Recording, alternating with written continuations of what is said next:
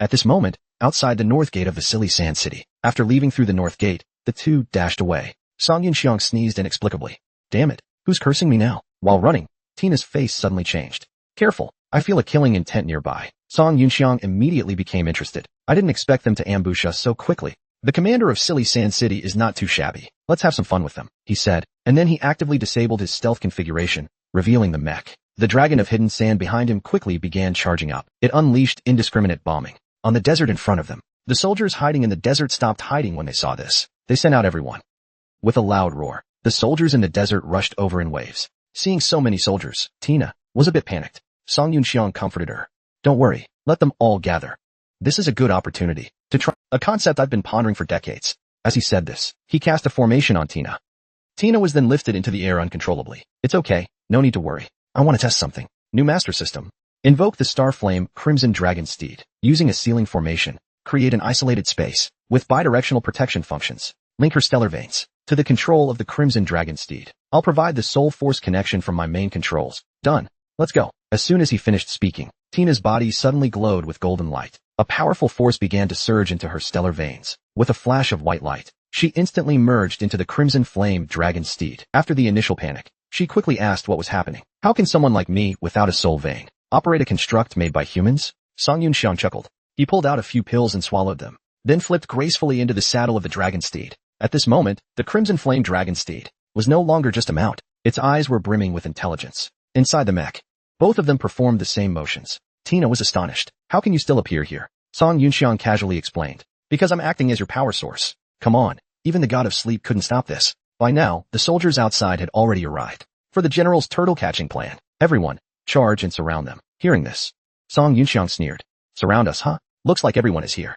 Let's go, Red Pony. Let's make a grand spectacle of destruction. They clashed with the encircling Silly Sand City soldiers. In the first round of battle, the scene was brutal and relentless. With sweeping strikes, they instantly killed enemies on both sides. The Centaur girl's natural combat instincts were fully unleashed. Powered by the Crimson Flame Dragon Steed's might, she fought fiercely. The surrounding Silly Sand City soldiers often fell before they could advance. Under the duo's coordinated attacks, Song Yunxiang was deeply impressed. Brilliant. This little steed adapts so quickly. Its combat talent is extraordinary. It's practically a killing prodigy born for battle. In contrast, the new construct, left to autopilot, has very poor fighting capability. Not only does it require commands, but it also lacks adaptability. Han Xiaolong, spray those guys in the rear. With that, Song Yunxiang mounted the Centaur girl and temporarily left the battlefield. Following the order, Han Xiaolong immediately unleashed a barrage from afar. The soldiers of Silly Sand City couldn't evade in time, resulting in heavy casualties. The captain of the Sand Scoundrels quickly gave new commands. Anyone injured and unable to move, retreat to the city. Stay calm, brothers. Quickly reform ranks. But as soon as he finished speaking, Song Yunxiang dashed back into the fray, taking advantage of the confusion. His twin blades, with the force of wind and thunder, sliced through the air, immediately killing the Sand Scoundrel captain on the spot. The heavy blow kicked up a cloud of dust, leaving a large crater in the ground. Song Yunxiang darted and weaved, moving swiftly through the battlefield. He began a relentless reaping like the god of death. The Silly Sand City soldiers, fearless in the face of death, continued their assault. Take care of those enemies over there. No problem. This gear feels amazing to use. After a quick tactical discussion, the two charged at the enemies on either side once more. Meanwhile, in the western district of Silly Sand City, inside the Ultimate Sand King's mech, Chief, where are we heading now? He asked, hearing the elder's inquiry. Mai Biao turned to Mai Jin and said, what are your thoughts? Mai Jin straightened up and began analyzing the situation. Based on the previous intelligence, the bandits have been appearing and disappearing mysteriously. I suspect they might have some sort of illusion-creating abilities.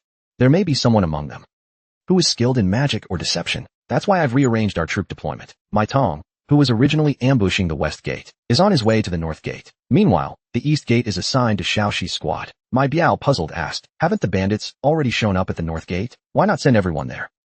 Mai Jin explained, although there's no concrete evidence, I have a hunch. I suspect the bandits might split into two groups and try to divert our attention. Moreover, judging by the locations they've appeared, they likely have knowledge of our troop deployment. Therefore, I believe that the one fighting at the north gate is likely their strongest member. For the north gate, I suggest sending Mai Tong's squad to stall them. Then you, Father, along with the elders, can use this mech to capture them alive. As for the east gate, Xiaoxi's squad should be fine. After all, he's a semi-heaven tier fighter. And aside from you, Father, and the elders here, he's the strongest. Mai Biao nodded with satisfaction. Good, the kid's got a sharp mind. Fine. You'll take command of the Ultimate Sand King mech for this operation. Father, how can I? Still apprehensive. He said, I trust you. Stop hesitating and give the orders. Hearing this, my Jean nodded resolutely. Yes, father. Then, target. The North Gate for the turtle catching mission. Final encirclement battlefield. Ultimate Sand King. Full speed ahead. At these words, the elders wasted no time and immediately channeled their soul power. To everyone's surprise, however, the Ultimate Sand King barely moved. Its speed was slower than a pigeon flying nearby. What's going on? My Jean was completely baffled. Father, elders, why isn't the Ultimate Sand King picking up speed? One of the 4 elders in the back spoke awkwardly. Master, we're already pushing it to its limits. My Biao sneered. What are you trying to say? Are you implying that I'm not putting in enough effort? Just connect me to Teacher Dan Pai. The call was soon connected. Dan Pai spoke respectfully. Master, what can I do for you? Explain to me why. My Ultimate Sand King's movement speed is so slow. Dan Pai quickly replied. Master, here's the situation. Previously, you requested that this mech have the combat power to rival a Star Soul General. At the same time, you wanted it to have the capability of aerial mobility. But everything ultimately comes down to balance. To enhance its attack and defense, we had to sacrifice speed. If you, Master, can further advance your own cultivation, then it can. If you and the 4 elders could all reach the peak of the heavenly tier, I believe the speed could increase by at least 5-fold. Upon hearing this, my Biao frowned. Peak of the heavenly tier, huh? If I emptied out the treasure vault and brought out the spiritual herbs I've collected for decades, along with absorbing the energy left behind by the deities, maybe I could push a few of them to that level. But these old guys have poor aptitude and limited capabilities. It would be such a waste to spend it on them. My Biao remained silent. Dan Pai added, Master, I did take the speed issue into consideration. This mech has a short-range teleportation function, but activating it consumes a valuable spatial crystal. It only works once. It was originally meant as a last resort escape method. Before he could finish, an impatient my Biao interrupted him. It's just a spatial crystal, isn't it? There are more in my treasure vault. Never mind. Just tell me how to use it. Everyone worked as Dan Pai instructed. Infusing the Sand King with soul power, capturing that proud Star Soul General, was now the top priority. Meanwhile, on the battlefield at the North Gate, Song Yunxiang's side had just finished off the last silly Sand City soldier. Song Yunxiang put away his weapons and began to rest. The centaur girl seemed a bit disgruntled. Is that all of them? I wasn't done fighting. Hearing this, Song Yunxiang turned over and lay back on her saddle, leisurely replenishing his soul power. What? You're hooked on it now. The girl's eyes sparkled as she eagerly asked the human master, what kind of power does this steed have? Is it a gift for me, Tina? Does this mean I can use this power forever? Not exactly. You're thinking a bit too much. I can't give this to you. This steed was summoned by me. I just granted you control over it. It's my soul power being used. This was just a test run. For now, it's my steed. I'll consider binding this power to it. Speaking of which, that little steed named Phil just now looked pretty good. He seemed obedient. Maybe I should save him. If I raise him from a young age, he'd definitely be well behaved. Hearing this, Tina panicked. No. What's so great about a little runt like him? Master, I'd like to be your steed instead. After all, you saved me before. I've been looking for a way to repay you. How about I serve as your steed, following you wherever you go? Song Yunxiang chuckled. I think you've gotten too into this. You're not exactly convincing me here. Hearing this, Tina nervously replied, Master, I truly want to repay you. Please give me a chance. All right. I'll give you a chance. But for now you're on probation. Whether or not you'll be officially accepted depends on how you perform. Hearing this, Tina was overjoyed. Great. Thank you, Master. Rest assured, I'll do my best to serve you and defeat your enemies. Indeed, once someone has tasted such great power, who would ever want to lose it?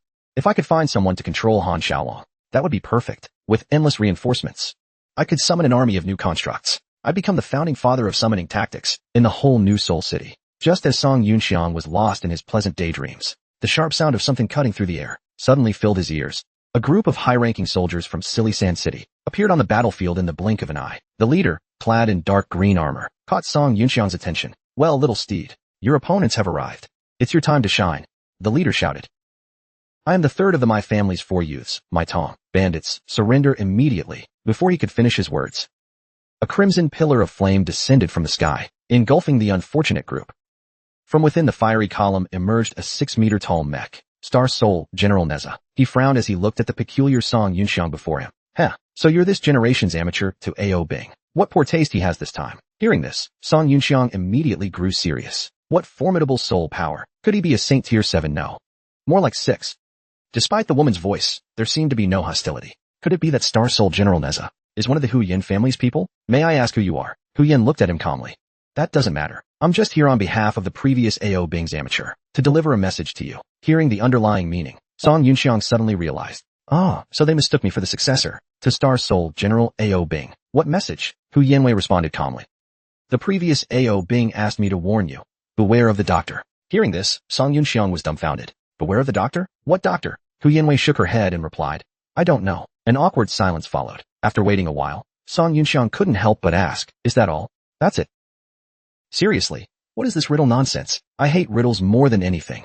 Hearing this, Hu Yanwei's face suddenly grew cold. Watch your tone. If you continue being disrespectful, I can, on behalf of Brother Lan Ao, revoke your honorary title as Ao Bing's amateur. Song Yunxiang was confused by her words. Revoke my honor? Shouldn't that mean stripping me of my status as Ao Bing's amateur? What's this about revoking honor? You're kidding, right? Hu Yanwei frowned at him.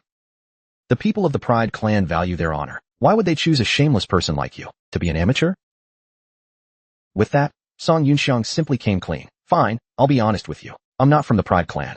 And I'm not the new Star Soul General Ao Bing. Let's see if I can fool her into changing her mind. Neza, this is a new Star Soul General I never got my hands on in the past life. Hu Yanwei suddenly seemed to realize something. Indeed, you're Ao Bing. Indeed, you're different from the others I've seen. So who are you really? Song Yunxiang shrugged and explained. Well, to be honest, this new Star Soul General of mine has a unique ability. It can transform into the appearance of other Star Soul Generals, thanks to the Academy Head's enhancements. This ability is incredibly handy. Hu Yanwei seemed skeptical. Then show me. Transform. Alright, watch closely. Song Yunxiang then used his new master system to initiate the transformation. After a burst of light, the Star Soul General Lu Bu appeared on the saddle. Well, do you believe me now? Why not offer yourself as proof? I'm not Ao Bing's amateur, but I know him well. I can take you to him. Hu Yanwei still seemed doubtful. Transform again. Let me see. Song Yunxiang sighed internally. This woman is really hard to deal with. The new Star Soul, General Wen Zhong, seemed to face some sort of interference, making the transformation difficult, but he had no choice but to keep going. Fine, I'll show you again. With that, he switched Lu Bu into Wen Zhong's form. Well, how about now? Do you believe me now? Hu Yanwei didn't say a word. She observed quietly for a while before slowly replying. I'm starting to believe you. Can you transform one more time? Song Yunxiang was flustered. Again. Well, it's either way Yuan Soul General, or fine. Let's give it a shot. Song Yunxiang immediately shifted into the form of Wei Yuan. Well, care to come down and chat? Hu Yanwei rubbed her chin and remarked. I think I know who your new Star Soul General is. Playing along, Song Yunxiang gave a thumbs up, pretending to be impressed. You saw through it. As expected of a Saint-tier expert, your insight is unmatched. He thought to himself how easily people who overthink become convinced of their own conclusions. You're Zhang Guolao's Star Soul General. Hearing this, Song Yunxiang was taken aback. What? Zhang what? Hu Yanwei chuckled. Just kidding. Interesting, huh? The legends of Zhang Guolao's Star Soul General. I've heard a bit about them over the years. Haha. You sure have a sense of humor. Song Yunxiang replied awkwardly, before dismounting and voluntarily disengaging his construct. How about coming down here to talk? I can take you to Ao Bing's amateur. Hu Yanwei carefully sensed his energy. In the next instant, her expression changed abruptly. She didn't disengage her construct. Instead, she flew to the exterior of the mech. Song Yunxiang started scheming in his head. If she comes out, I'll find a way to lure her down. But just as he was thinking this, Hu Yanwei suddenly asked a strange question. What's your relationship with Lin Luwu? Lin who? Song Yunxiang was utterly confused. You're not from the Lin family? No, wait, even though it's faint. You have that same annoying aura. Realizing he had been misunderstood, Song Yunxiang quickly clarified. Senior, I'm Song Yunxiang from Yong'an City, Nanzhou, Tian-Du Kingdom. I'm a member of the Song family, descendants of Marquis Zhou and Song Jinzhou. Oh, so you're from that Song family. I heard that little fool Song Bingchuan perished together with his opponent 20 years ago. Wasn't he blown to bits? Song Yunxiang frowned, respectfully replying, this junior does not know. He was surprised this person knew of his third granduncle, and judging by her tone, she was an elder. No way, this woman didn't look that old at all. Senior, why don't you come down, and we can talk face to face? As soon as Song Yunxiang said that, he realized something was wrong. A powerful aura suddenly appeared out of nowhere. Hu Yanwei noticed it too, raising an eyebrow as she turned toward the source. Something's coming. Sure enough, as they looked, a shimmering spatial gate gradually took shape. Inside the gate, a massive figure poked its head out, emerging fully, in a blink. A bizarre mech revealed itself completely. This mech had two heads, one of a shark, the other of an eagle, with 3 pairs of wings of varying sizes on its back. This was none other than my Biao's proud trump card, the ultimate Sand King. At that moment, those operating the Sand King stopped in their tracks, stunned by the presence of Star Soul General Neza, a Saint-tier expert. Why would someone like that be here? Damn it, just because we were too slow. So they used the short-range teleportation ability? I never thought it would bring them here directly. Hu Yanwei was also observing the massive Sand King before her, a patchwork monstrosity made of ferocious beast materials, and it can teleport short distances? Interesting. Song Yunxiang was taken aback by what he saw. What the heck is that thing? It's actually emanating the soul power fluctuations of several heavenly tier experts. Luckily, there's a senior Star Soul General like Neza here. I can just sit back and enjoy the show. Wait, where's senior? As soon as Song Yunxiang finished making his plans, He saw Hu Yanwei transform into flames and fly away. Senior, wait. Where are you going? Hearing him call out, Hu Yanwei turned around and asked, what is it? Isn't Senior going to help deal with that thing? No way. Are you telling me the amateur chosen by Star Soul Generals with CI can't even handle something this small? Goodbye. With that, she vanished into the horizon without looking back. Song Yunxiang was left standing alone in the wind. Are you kidding me? After muttering that, he turned his attention to the Sand King in front of him. Inside the mech, Mai Jin let out a sigh of relief. Good, that Saint Tier expert flew away. It seems he has no intention of interfering with silly Sand City's battle. The others wiped the cold sweat from their faces, feeling fortunate. Thank goodness. If Star Soul General Neza from the Huyen family had really intervened. Wait, no. Father, that guy's attacking us. Hearing Mai Jin's words, everyone quickly looked down. They saw Song Yunxiang riding his fire dragon steed, charging straight at them. Mai Biao sneered confidently, issuing an attack order. With that lord gone, this pathetic wretch is worse than a dog. Just let him die. As he finished speaking, a golden beam of light shot out from the mech's mouth. Seeing this, Song Yunxiang leaped off the steed, throwing his spear mid-air towards the beam. However, the unyielding spear quickly melted away as it made contact with the beam.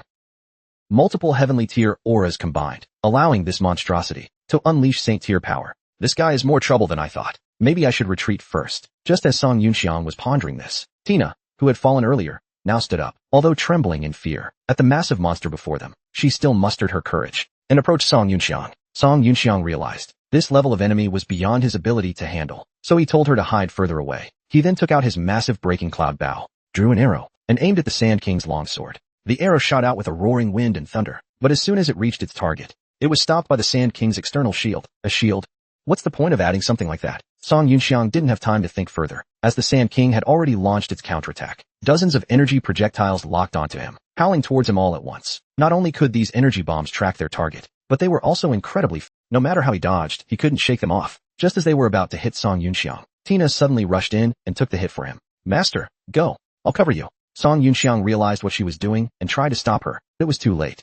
The energy pierced through the red flame fire dragon's steed instantly. Don't worry, Master. Tina will prove herself. In the next moment, under the massive impact, the red flame fire dragon steed exploded completely. The resulting smoke shrouded the entire area. Within the smoke, Tina and a young girl floated downward slowly. Just as they were about to reach the ground, the sleeping girl suddenly opened her eyes wide. A suffocatingly intense pressure swept out around them in an instant. Behind her, an overwhelmingly domineering Star Soul General gradually appeared. Everyone was shocked at the sight, staring dumbfounded at the scene, their faces filled with disbelief. As soon as the Star Soul General fully took shape, it vanished before their eyes. The next moment, it reappeared beside the ultimate Sand King, the weapon in its hand, imbued with the force of creation itself, struck down upon the Saint Tier-powered Sand King. In that instant, the Sand King was as fragile as scrap metal, crashing heavily to the ground and burying itself in the sand. Immediately, the Star Soul General stepped on the Sand King, striding up to the highest point. With a single motion, it tore off the Sand King's wings. Only now was the figure of the Star Soul General fully revealed. It stood tall, holding a massive iron staff,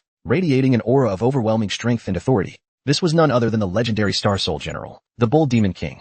Just as Song Yunxiang's crisis was resolved, Lan Kuan found himself in a fierce battle outside the gates of Silly Sand City. While attempting to flee, Lan Kuan sensed the commotion coming from Song Yunxiang's side. It seems there's a massive battle going on at the northern gate. How embarrassing. Things are so easy for me, because my lord is shouldering all the burden. According to the plan, I should head straight to the rendezvous point to join Dian and the others. Will my lord be alright on his own? If I decide to go support him without permission, would he be upset? As Lan Kuan pondered, several figures suddenly emerged rapidly from beneath the sands. Realizing this, Lan Kuan immediately leaped into the air. Who's there? Show yourselves. He hurled his weapon downward with force, forcing the ambushes out of their hiding spots. At the forefront stood a woman clad in black and silver armor, radiating the aura of a commanding officer. I am Mai Shi of the Mai family, here to challenge you. Hearing the female voice, Lan Kuan returned to the ground, his weapon materializing back in his hands. Mai Shi wasted no words, immediately directing her subordinates into a battle formation. The 6 armies dual polarity formation. 6 figures quickly moved into a surrounding formation. Lan Kuan cautiously backed away. They actually know Tian Du Kingdom's warfare techniques? These women don't seem ordinary. As he retreated, 2 spinning blades came whistling from behind. Lan Kuan quickly turned and leapt in the opposite direction, dodging the attack. He was taken aback. Is this mind-controlled weaponry using divine stones? Has Xia Yugua already implemented this technology in mass-produced units? As he thought this, the 6 figures closed in and completely surrounded him. Mai Shi retrieved her spinning blades, smirking confidently. Demon youth. Don't bother struggling. Surrender now.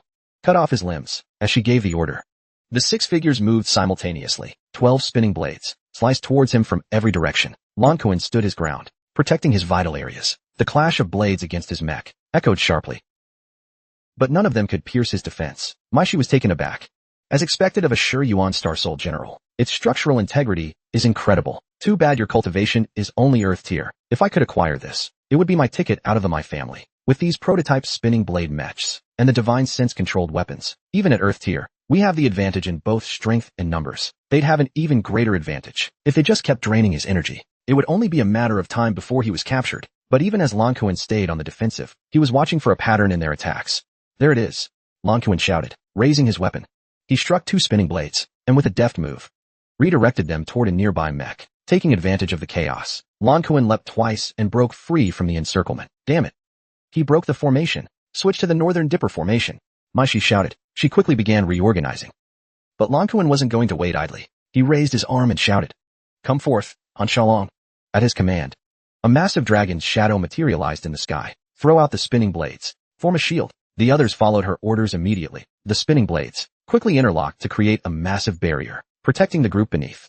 Han Shalong launched a scattered dragon fire barrage. At Lan Kuan's signal, the energy blast split apart, raining down like a torrent, while the spinning blade shield blocked most of the attacks. A few beams still slipped through the gaps. After the first wave, Mai Shi quickly retaliated. 4 spinning blades flew out from her side, completely sealing off Lan Kuan's escape routes. Seeing this, Lan Kuan smirked slightly. It can block energy attacks. I wonder if it can handle physical strikes. Battle Dragon Leap, he declared, grabbing his weapon. With the force of creation itself, he brought it crashing down on the shield below. The blade shield only lasted a moment before shattering like glass. Mai Shi quickly withdrew her blades, sending them slashing towards Lan Kuan. However, Lan Kuan did not dodge. He stood firm, relying on the strength of his mech's frame, and absorbed the blow directly. Retreat. Golden Moon Blades. Mai Shi sensed something was wrong, and tried to recall her blades. But it was too late. Lan Kuan used his downward momentum, executing a battle swirl grind. In an instant, a vortex-like wave of energy pulled the nearby mechs into its center. The makeshift mechs held together only briefly, before collapsing in pieces. Mai Shi stumbled back onto the ground, disheveled. Lan Kuan, blade in hand, stood victorious. Truly a force to be reckoned with, the Shi Yuan Star Soul General, Mai Shi admitted with a defeated expression. I concede. Kill me if you must. Mai Shi closed her eyes, preparing for death. Lan Kuan, however, sighed and lowered his weapon. Without another word, he turned and walked away. You're just going to let me go? Mai Shi asked in disbelief. A gentleman's honor, Lan Kuan replied. Forgive me. As a proud warrior of the Jiao people, I cannot strike someone who has already surrendered. My lord also instructed me to leave the Sand Folk with enough strength to protect themselves against beasts. Besides, I imagine my lord's battle is also drawing to a close. As Lan Kuan pondered this, he continued on his way, but he hadn't gone far before a pillar of fire suddenly appeared before him. Through the intense heat and flames, the Star Soul General Neza slowly revealed himself. There's no mistake. This must be the true successor to Ao Bing. Lan Kuan was shocked beyond belief, struggling to withstand the oppressive force emanating from him. What kind of Star Soul General is this? I can barely breathe. Huyen Wei didn't waste words. He spoke plainly. Boy, the previous Ao Bing's Lan Ao asked me to warn you. Beware of the doctor. Lan Kuan was confused. What doctor? Huyen Wei didn't respond. Instead, he suddenly turned his head, his expression tense, and looked towards Song Yunxiang's location. This energy, it's impossible. How can there be a divine tier presence here? The Star Soul General Bull Demon King moved a finger, and instantly wiped out a dominating heaven tier powerhouse. Staring at this awe-inspiring Shi Yuan Star Soul General, Song Yunxiang trembled, with excitement and nervousness. Divine tier, it must be that sleeping god. Could it be the legendary Patriarch Ping Tian? I can't believe I stumbled upon this treasure. A divine tier Patriarch's new Star Soul General. No, why can't I move at all? The divine tier pressure, it's locking me down as well? Could he be in some unconscious state, launching indiscriminate attacks? Song Yunxiang wondered.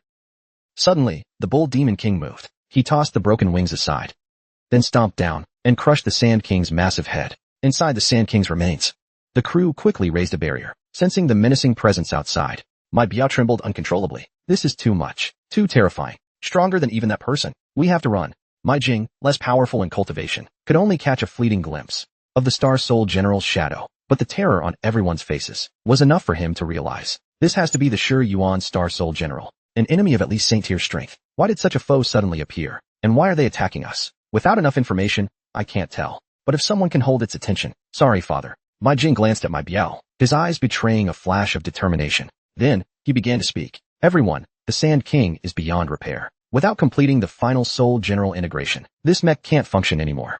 We'll be trapped here if we don't act, but the core Nagapada unit inside is still intact. Father, the Sand City cannot lose you. I'll stay behind with the elders. You can escape with the Nagapada. We'll launch a coordinated attack to divert the monster's attention. Hearing this, the panicked my Biao nodded rapidly. You're right. The Sand City cannot be without me. You all stay behind to cover me. I'll make the first move. Remember, this is not fleeing. It's tactical. Retreating is strategy. With that, he hastily began the operation. Moments later, an exit opened at the back of the Sand King. My Biao, clad in a Kermech, cautiously climbed out. Song Yunxiang frowned as he observed this. So that patched-together monstrosity had a core mech inside. Planning to escape, are you? Seeing the Star Soul General before him, still paying him no attention. My Biao leapt into the air. Once they attack that monster, the Star Soul General can buy me enough time to escape. As my Biao breathed a sigh of relief. Suddenly, several beams shot out from the Sand King's body. Instead of targeting the Bull Demon King, they veered straight toward the fleeing my Biao, exploding brilliantly nearby. The resulting flash lit up the area, naturally drawing the Bull Demon King's attention. He sprang forward, charging toward my Biao. Seeing this, my Biao froze. Terrified, he turned to run. What's going on? Weren't they supposed to attack the monster to distract it? Could something have gone wrong? As he fled, my Jing seized the chance to kick open a metal door leading outside. With the elders in tow, he leapt to the ground. Elders, the plan has failed. That monster is after the master. If that's the case, we can't let the master's sacrifice go to waste. Let's use this chance to escape underground. Once we're out, we'll regroup and avenge the master. The four elders nodded in understanding, quickly diving underground to flee. Song Yunxiang watched, baffled. Could this be a deliberate sacrifice? Offering up a Tianjie as bait, so that others could escape? Who would have thought Sand City had such loyal and righteous individuals? What a pity. At that moment, my Biao was running in utter panic. This is it. It's coming after me. Does this mean I become bait? Wait, could it be? Before he could think further, the Bull Demon King was already behind him, raising a massive club and slamming it down. With one blow, both my Biao and his mech were obliterated, leaving only a final, bitter cry. Ungrateful wretch. You dare betray me. Seeing this, Song Yunxiang gasped in shock. A Tianjie powerhouse, crushed with a single strike. After killing my Biao, the Bull Demon King descended freely from the air. As he neared the ground, he swung his massive club, smashing the Sand King to pieces. Having completed this act, he slowly raised his head. At the tip of his weapon, a beam of energy began to form. The target? Song Yunxiang. Realizing this, Song Yunxiang froze in fear. Is it going to attack me now that there's no one else? System, quickly override the connection. As he spoke, the mech shattered into fragments and disappeared. Landing on the ground, Song Yunxiang remained tense, watching the Bull Demon King warily. Fortunately, the Bull Demon King made no further moves. His cold, piercing gaze gradually dimmed. Then the entire mech disassembled and vanished midair. Within the mech, the girl floated down unconsciously. She landed gently on the ground. As her feet touched the earth, her eyes opened, filled with confusion. Seeing the girl standing there, Song Yunxiang seized the opportunity. He quickly approached, smiling warmly, offering her a hand and helping her to her feet. The girl looked at him in confusion. Who are you? Where am I? Song Yunxiang replied cheerfully. You're outside Sandstone City. I rescued you from my Jia's dungeon. What's your name? She furrowed her brow, thinking hard. My name. What's my name? A memory surfaced, an old man's voice, calling her Zhang Liuye. I'm Zhang Liuye, she said. Beyond that, I can't remember. Song Yunxiang chuckled. Lost your memory, huh? That's not so bad. Guess that reduces the danger. He was about to stealthily tap into her system to copy her new mech for himself, when she spoke up. What are you doing? Why are you holding my hand? Flustered, Song Yunxiang stammered. I'm, checking your pulse. Yes, that's it. Don't give me that look. I'm actually an alchemist. I know a bit about medicine too. Still, he wondered. Why is the system not responding yet? His eyes narrowed. Wait a second. She's got a faint barrier of soul energy on her skin. Hey, kid, why are you covered in soul energy? What a peculiar hobby. Zhang Liuye pouted. Zhang Liuye frowned slightly, noticing Song Yunxiang's amused expression. Are you making Song Yunxiang quickly plastered on an innocent smile. Not at all, not at all. Your barrier is remarkable. It's just that, well, it's blocking me from feeling your pulse. Can you turn it off for a moment? No misunderstanding. I mean, I can't give you a proper diagnosis this way. Zhang Liuye pondered for a bit. I think that guy said something like, men and women shouldn't touch each other, unless they're married. Do you want to marry me? Song Yunxiang froze mid-sentence. Wait, what? Meanwhile, at the East Gate, Neza's successor, Tianwai, sensed the god-tier presence. He turned into a blazing comet, rushing to the West Gate battlefield. He needed to confirm if the mysterious power was Shui Jun or the ancient ancestor from the north. Why had they appeared here? If the balance of power shifted, it could spell disaster. Soon after, he arrived at the western battlefield. Tianwai didn't rush in recklessly. He concealed his aura and used gravity magic to observe from a safe distance. The battle had just ended, and as the dust settled, he got a clear view of the extraordinary figure at the battlefield center. That figure, the Star Soul General, Bull Demon King, in the history of the Eastern Continent. No Star Soul General had ever been so fearsome. Qianhuai's discovery sent shockwaves through his mind. Ping Tan Log Zhuzhang Liu Ye. Why has he appeared here? Is that kid Zuosi's successor actually daring to lay hands on a god-tier elder? What's he trying to do? At the same time, Zhang Liuye tilted her head, asking, do you want to marry me? Hearing this, Song Yunxiang was stunned. What did you just say? In the distance, Qianhuai was equally dumbfounded. That kid must have a death wish. Zhang Liuye's innocent eyes sparkled. What? You don't want to? Want my ass? Leave me alone. Song Yunxiang rubbed his forehead in exasperation. Is she nuts? Are you insulting me? Zhang Liuye's eyebrows shot up, annoyed. Realizing his mistake, Song Yunxiang quickly apologized. No, I wouldn't dare. Damn it, he thought. I almost forgot this is a god-tier being. Pissing her off would mean instant death. Fine. Let go of my hand. I'm feeling fine. I don't need you to take my pulse. Hearing this, Song Yunxiang had no choice but to release her hand. Damn. I'll have to find another way to copy that new Soul General later. Zhang Liuye stood up, facing the shimmering barrier. This is a wind chime array, she said, and lightly tapped the barrier. The next moment, the barrier shattered like glass. After breaking through the array, she turned her curious gaze back to Song Yunxiang. Are you a keeper? Song Yunxiang's heart skipped a beat. You know of the keeper lineage? Wait. Didn't you say you couldn't remember anything? I can't, she admitted. But that word suddenly popped into my mind, and it seems like I know how to do it. As he spoke, he stretched out his palm. Slowly, a wobbly formation began to take shape in his hand. But creating a ceiling formation is difficult. I only know a little. Seeing the clumsy attempt, Song Yunxiang burst out laughing. Looks like you're on par with little Amiao. How come I pick it up so quickly? Am I a genius? At that moment, Zhang Liuye suddenly thought of something. No, that can't be right. Why would a member of the Lin clan stoop to becoming a keeper? Song Yunxiang was stunned by these words. You've heard of the Lin clan too? In the distance, Qianhuai's reaction to the mention of the Lin clan was immediate. His soul energy rippled involuntarily. This small fluctuation was instantly sensed by Zhang Liuye. Who's there? She demanded, raising her tiny hand. But Qianhuai panicked. Quickly retreating, he dove underground. Ran away? Boring, Zhang Liuye muttered. Song Yunxiang stood there speechless, as expected of a god-tier figure. So incredibly sharp. That Neza's successor's stealth skills are decent, ranking among the top 100 of the people I know. But one little word shook his concentration, exposing him due to a soul energy ripple. The Lin clan. What does that mean exactly? Pondering this, he turned to ask, do you know someone from the Lin clan? Lin who? Why would you think I'm connected to them? Zhang Liuye said nothing, leaning in close to sniff him. After a moment, she confidently replied, you smell like my teacher. Teacher smell?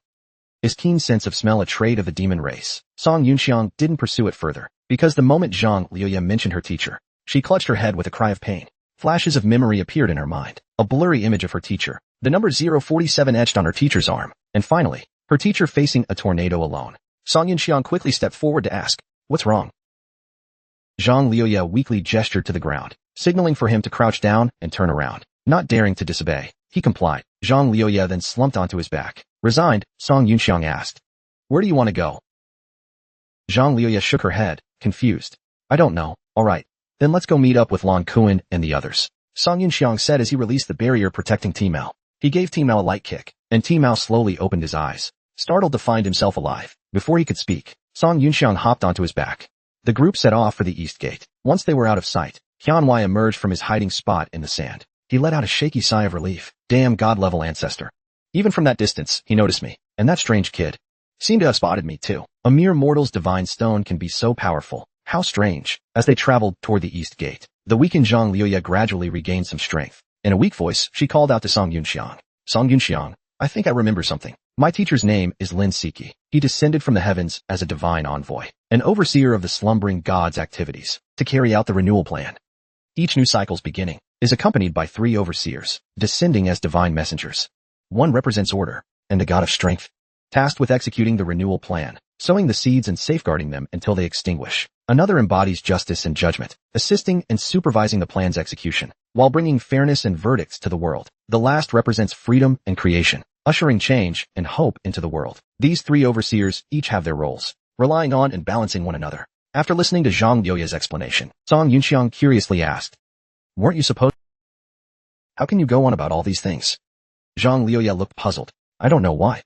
But seeing you made me remember these things. As Song Yunxiang reflected on her words, he realized what the tale of the 3 divine historians. It seems like it exists on other continents too. The term era I heard Asen mention it before. According to the records of the Abyss, each rise and fall of a civilization is an era. The Abyss records that the current new calendar is in its 41st era. At that moment, he wondered out loud. Where did the divine messenger hear all of this from? Zhang Lu also pondered briefly. The above content is from the year 912 of the new calendar, published by the Imperial Court of the Heavenly Empire, in the newly compiled selection of Eastern Children's Illustrated Edition. It was the first book my teacher gave me. Song Yunxiang was completely stunned. So this chronicle, that observer, was it all from this children's book? Zhang Lu shook his head and replied, no. It was my teacher who told me that. What else did my teacher tell me? Suddenly, he fell silent. You're not going to tell me. You've forgotten at this moment, are you? Yes, I've forgotten. Song Yunxiang let out a bitter laugh. Fine. Are you here to give me storyline clues? As a heaven-sent NPC? Zhang Lu then patted his face, signaling that he was hungry. Song Yunxiang nodded awkwardly. Hang in there. We'll eat after we meet up with Lan Kuan and the others. Okay, I'll take a nap first. Call me when the food's ready. Don't fall asleep, though. Wow, he's already asleep. Sleep got over here. Forget it. Even if he doesn't sleep, there's no way to replicate that soul energy barrier. We'll just deal with it later. The group continued heading towards the east gate of Sand Sculpture City. In the distance, a withdrawn guard of beauty silently tailed them from behind. He was very curious about the strange Zotz Layman and the mysterious God Street Elder, a foolish little pony. What exactly is this bizarre group up to? The old ancestor of God Street and that boy are far too perceptive. I can't follow them too closely. At the same time, at a gathering point outside the east gate, the rescued demon slaves were resting where they were, exhausted. After Lonley brought them here, he left on his own to find water. Not long after, Lan Kuan's construct Ao Bing appeared overhead. Seeing the group below, he descended happily to the ground. Seeing him appear, the demon slaves approached him to offer thanks. Lan Kuan laughed and said, no need for thanks, everyone. Don't worry. I'll escort you all back to your village in the Grand Canyon. By the way, has the chief arrived yet? You know, the human expert who helped me get you out. Before he could finish speaking, the ground suddenly shook violently. Seeing this, Lan Kuan realized something was wrong. Not good. Quick, move away. Sure enough, just as he warned them, a fierce beast with a human-faced tree head emerged from the ground. Lan Kuan's construct immediately sprang into action, leaping forward with a broadsword to confront the beast. Against these fierce creatures, the ordinary demon race had no means of resistance. Lan Kuan understood this too.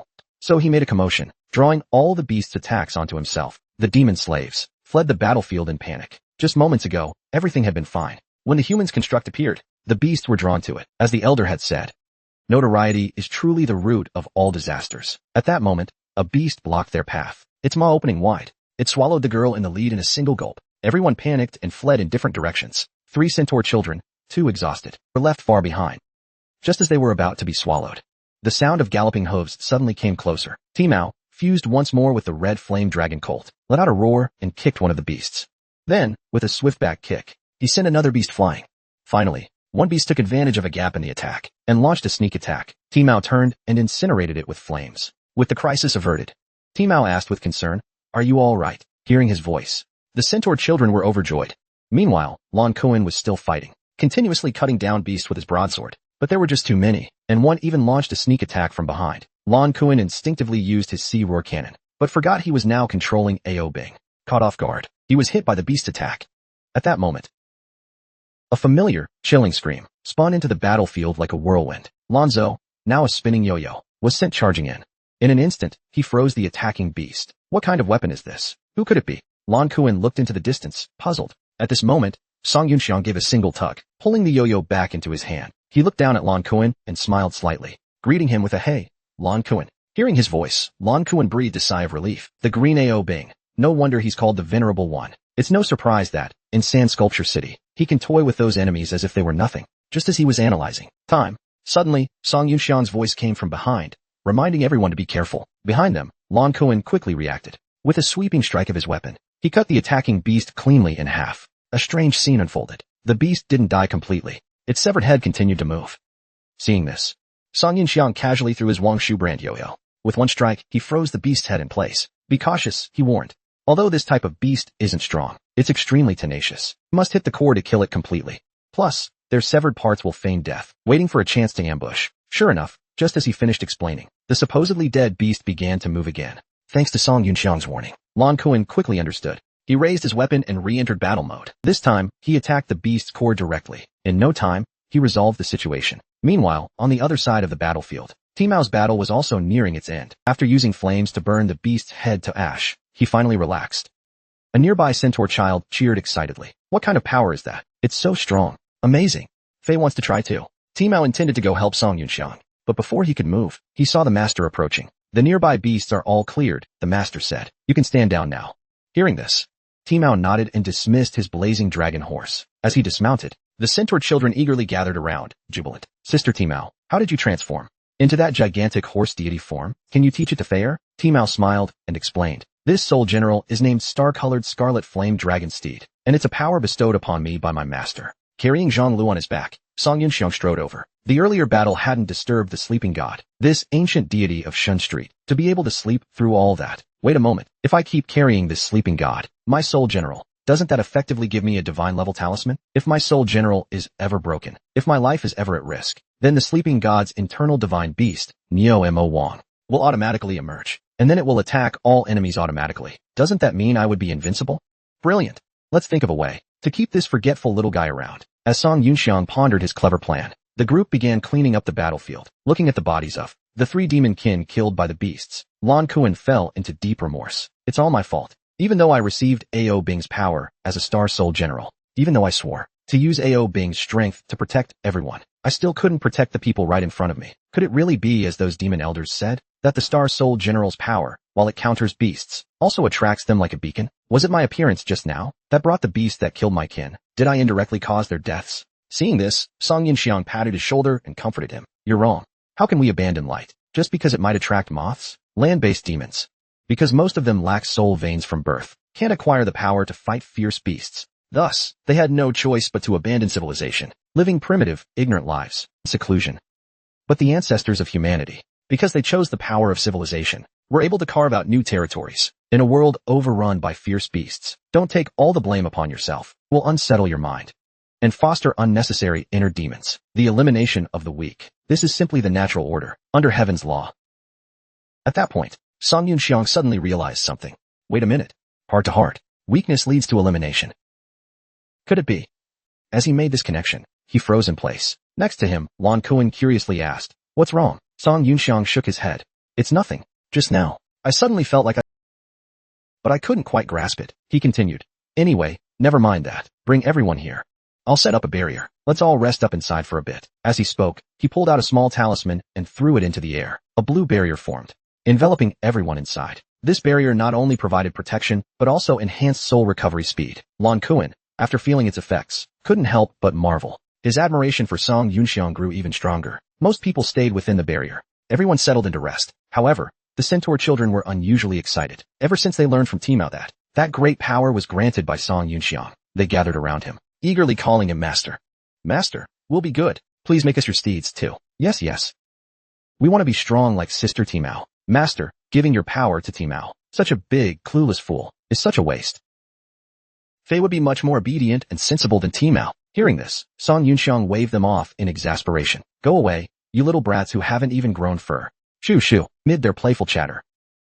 Time quickly passed until it was deep into the night. A demon girl, leaning against the edge of the barrier, was just about to sleep.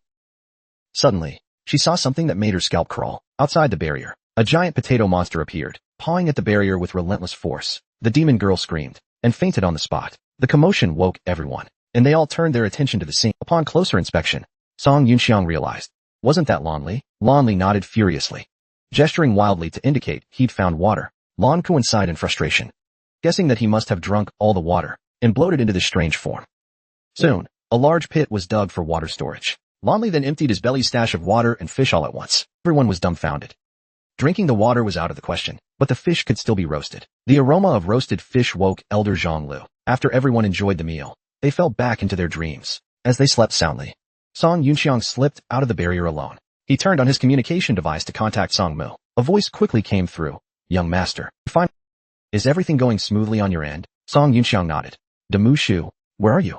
Why is the signal so weak? From the sound of it, are you on a battlefield? Has Yong'an City been attacked? Song Mu quickly explained with a smile. No, please don't worry, young master. We're currently in the ruins of Shaoling Town, 80 li east of Yong'an City, conducting live tests of the enhanced models you designed. Right now, we're testing a 50-on-50 match of Wei City's improved units under Commander Chen. Wei City's units were positioned on the stage by Song Jiaying.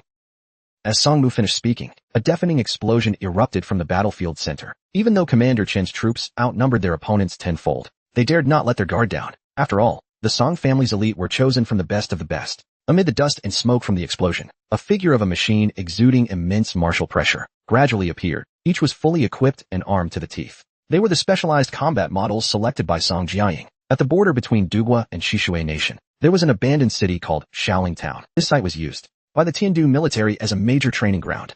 At that moment, at a ruined crossroads in the northern district of Shaoling Town, 3 specialized combat mechs strutted out of the smoke. The 10 soldiers from Chen's unit hiding nearby panicked when they saw them. "Captain, they have 3 mechs. Can we take them on?"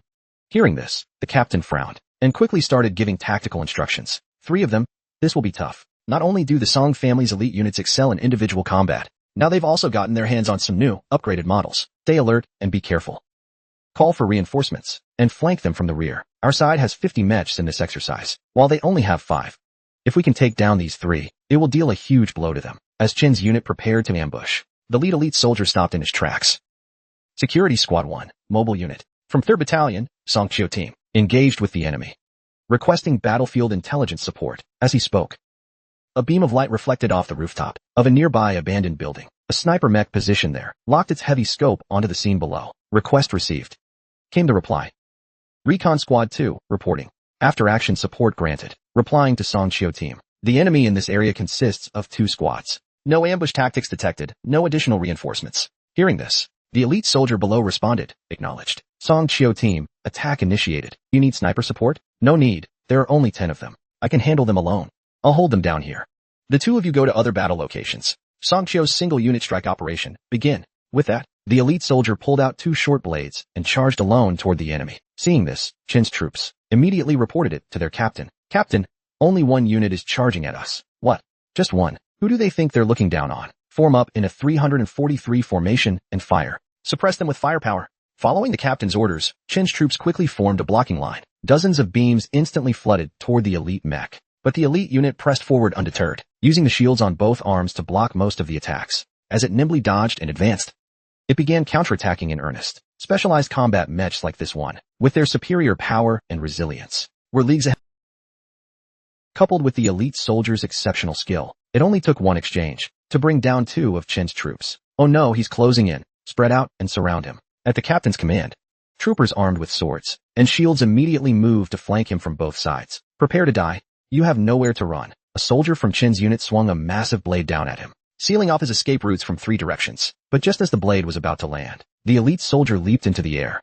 Hidden weapons in the legs of the specialized combat mech activated, firing a barrage of projectiles straight at the 3 soldiers below. The elite mech unleashed a powerful barrage. Having executed his maneuver, the elite unit landed back on the ground, drawing 2 blades from his back. The blades glowed with a faint blue light. At that moment, his body surged forward like an arrow loosed from a bow, closing the gap in an instant. After 3 swift leaps, he appeared right beside Chen's unit, swinging his blade downward with force. The soldiers could only react instinctively, raising their shields to block. What no one expected was that the supposedly impenetrable shields gave way as if they were made of tofu, shattered by just a few strikes. In the flickering glow of his blade, Chen's soldiers' mechs were quickly disassembled. The elite mech sheathed his blade, the blue glow fading away. The captain noticed this detail.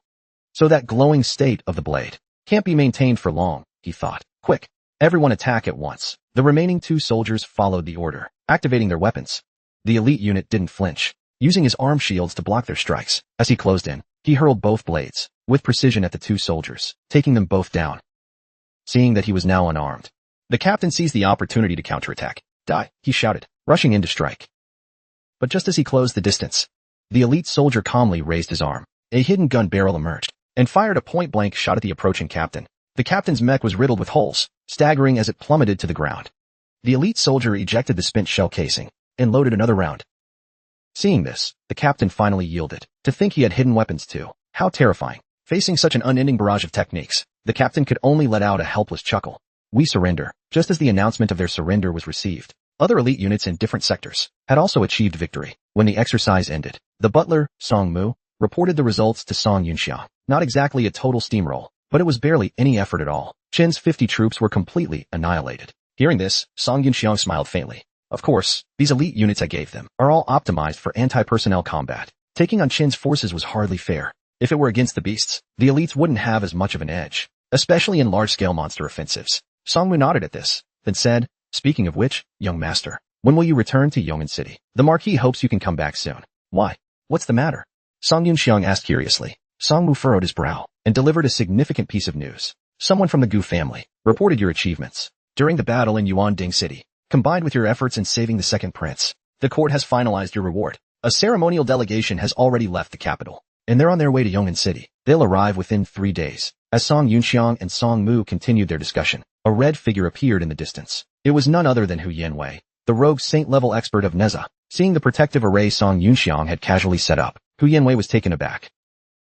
Such a high-level composite array. Throughout the entire eastern continent, there likely wasn't anyone who could execute it with such effortless ease as this kid. After hearing from Song Mu that the imperial delegation was on its way, Song Yunxiang acknowledged it and ended the call. "So the imperial delegation is coming?" "Got it, Uncle Mu. Tell the old man I'll head back soon." "Don't worry, Uncle Mu." Song Mu nodded in response. "Understood, young master. Shall I arrange for the elites to escort you along the way?" No need. Song Yunxiang replied quickly. "I've got a top-tier, free bodyguard here. You go ahead and handle your tasks. We'll talk later. I'll hang up for now." After ending the call, Song Yunxiang chuckled. "The pinnacle of combat power in the eastern continent is with me. Who needs an elite escort?" As he pondered this, he glanced towards the direction where Hu Yanwei was hiding. This rogue expert from Neza was secretly observing him. "Let's have a bit of fun with her," he thought. He sent out a telepathic message. "Senior, the wind is quite strong on the mountaintop. You're lightly dressed. Be careful not to catch a cold. Why not come into the barrier, warm up by the fire, and have a few drinks with this junior?" Hearing his words, Hu Yanwei was stunned. This kid, so he's been aware of me all along. Damn brat. Daring to tease me with a telepathic message. Even so, she didn't move. Song Yunxiang smiled wryly. "Afraid of my free bodyguard? Too scared to come closer? That's hilarious. Forget it. He's no threat to me anyway.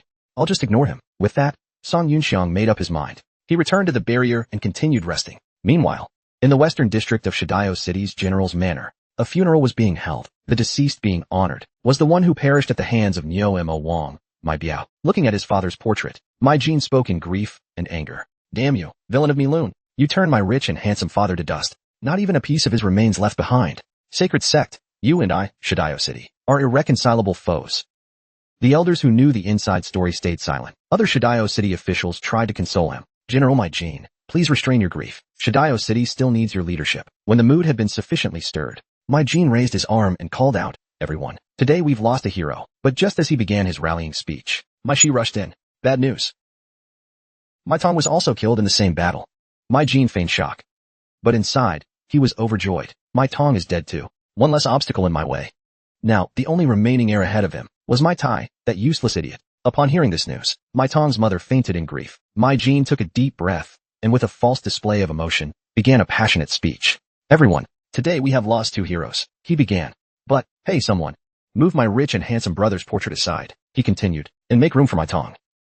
The bravest and most fearless warrior in our family's history of embroidery. My dear brother Mai Tong has also fallen in this battle. Why? Why must we suffer such losses?" He slammed. Roaring, "Let us channel our rage, our fury, onto those damn Milun scum. Only true victory can soothe the spirits of our fallen warriors." He raised his voice again. "People of Shidayo City, turn your grief into strength. Remember the name of Shidayo City, a name once synonymous with honor. This was the name bestowed upon us by the heavenly messenger themselves." The next morning came quickly. The sun gradually dispelled the darkness, and everyone who had rested through the night awoke. Song Yunxiang dispelled the protective array. He approached Lan Kuan and gave a brief explanation. "Well, that's settled. I'll head back to Yongin City on the southern border first. These young girls are now in your care." Lan Kuan quickly saluted. "Understood, sir. We will ensure their safe passage to the secluded canyon." Song Yunxiang nodded, then released Lan Zhou from confinement. "I'll take him with me. After all, he's my uncle. If possible, I'd prefer to escort him back to Longhai City. For my father's judgment, his heart has been sealed by my formation. His cultivation has been suppressed to the initial Huang tier. Now he's just a fragile, ordinary demon clan member. If he still doesn't behave, just crush this talisman. His heart will explode, and he'll die in excruciating pain, bleeding from all 7 orifices." After saying this, Song Yunxiang produced a talisman and handed it to him. Lan Kuan took it gratefully, saying, "Thank you, my lord. After escorting them, I will head to Yongin City to meet you as soon as possible, though I can't mobilize the Dragon Sea Kingdom's army to help. Since I've inherited Xinghuan General Ao Bing's power, even if it's just me alone, I must do something to resist the tide. No matter what, I can't let those scenes repeat. Your determination is appreciated. Thank you. I'm looking forward to seeing Xinghuan General Ao." Bing's heroic presence on the southern wasteland battlefield. Oh, by the way, these are for you, Song Yunxiang said as he produced several bottles of pills from his ropes. The green ones are restorative pills, known as rejuvenation pills. Their effects need no explanation. Lonley has already experienced them. The red ones are combat pills. Speed pills can triple your speed for critical moments, whether attacking or escaping. The gold ones are ultra enhancement pills, capable of forcibly raising your cultivation by one major realm for a short time. In the southern regions, these should suffice to deal with the ferocious beasts. After hearing Song Yunxiang's explanation, Lan Kuan and the other knelt in gratitude, holding the pills given by Song Yunxiang. They were overwhelmed with excitement. Your Highness, if you secretly sell a few to the Emperor, we'll be rich then, won't we? Who knows? His Majesty might even hand over the throne, just to get these pills. Hearing Lonley's words, Lan Kuan couldn't help but reprimand him. Shut up. Compared to these priceless treasures bestowed by our Lord, what's a mere throne worth? Each of these pills is a divine item that can save a life. As a senior, I dare not refuse. Rest assured, my lord, I, Kuan, will not fail my mission. I will not waste these precious pills. Song Yunxiang, hearing this, waved his hand helplessly. Enough, enough. They're not that valuable. Just don't hesitate to use them in crucial moments. If you stick with me, you'll have plenty of these in the future. You need to learn to make the most. As he spoke, he walked over to Zhang Liuye and asked, how about you? Want to come with me to Yong'an City and live in luxury, tasting all the finest delicacies? Or do you want to join them in the Great Canyon's demon tribe and eat in the wilderness? Without hesitation, Zhang Liuye extended both hands, indicating he wanted to enjoy the good life. Seeing this, Song Yunxiang secretly rejoiced. Just a forgetful 400-year-old ancestor. I'll win you over easily. At that moment, Timao was bidding farewell to the young centaur. Go back to the tribe and tell the chief that Timao is following the master to enjoy. No, to cultivate. I won't be returning to the tribe for now. You all take care on the road, and listen to the two human uncles. After giving the instructions, Song Yunxiang leapt onto his back.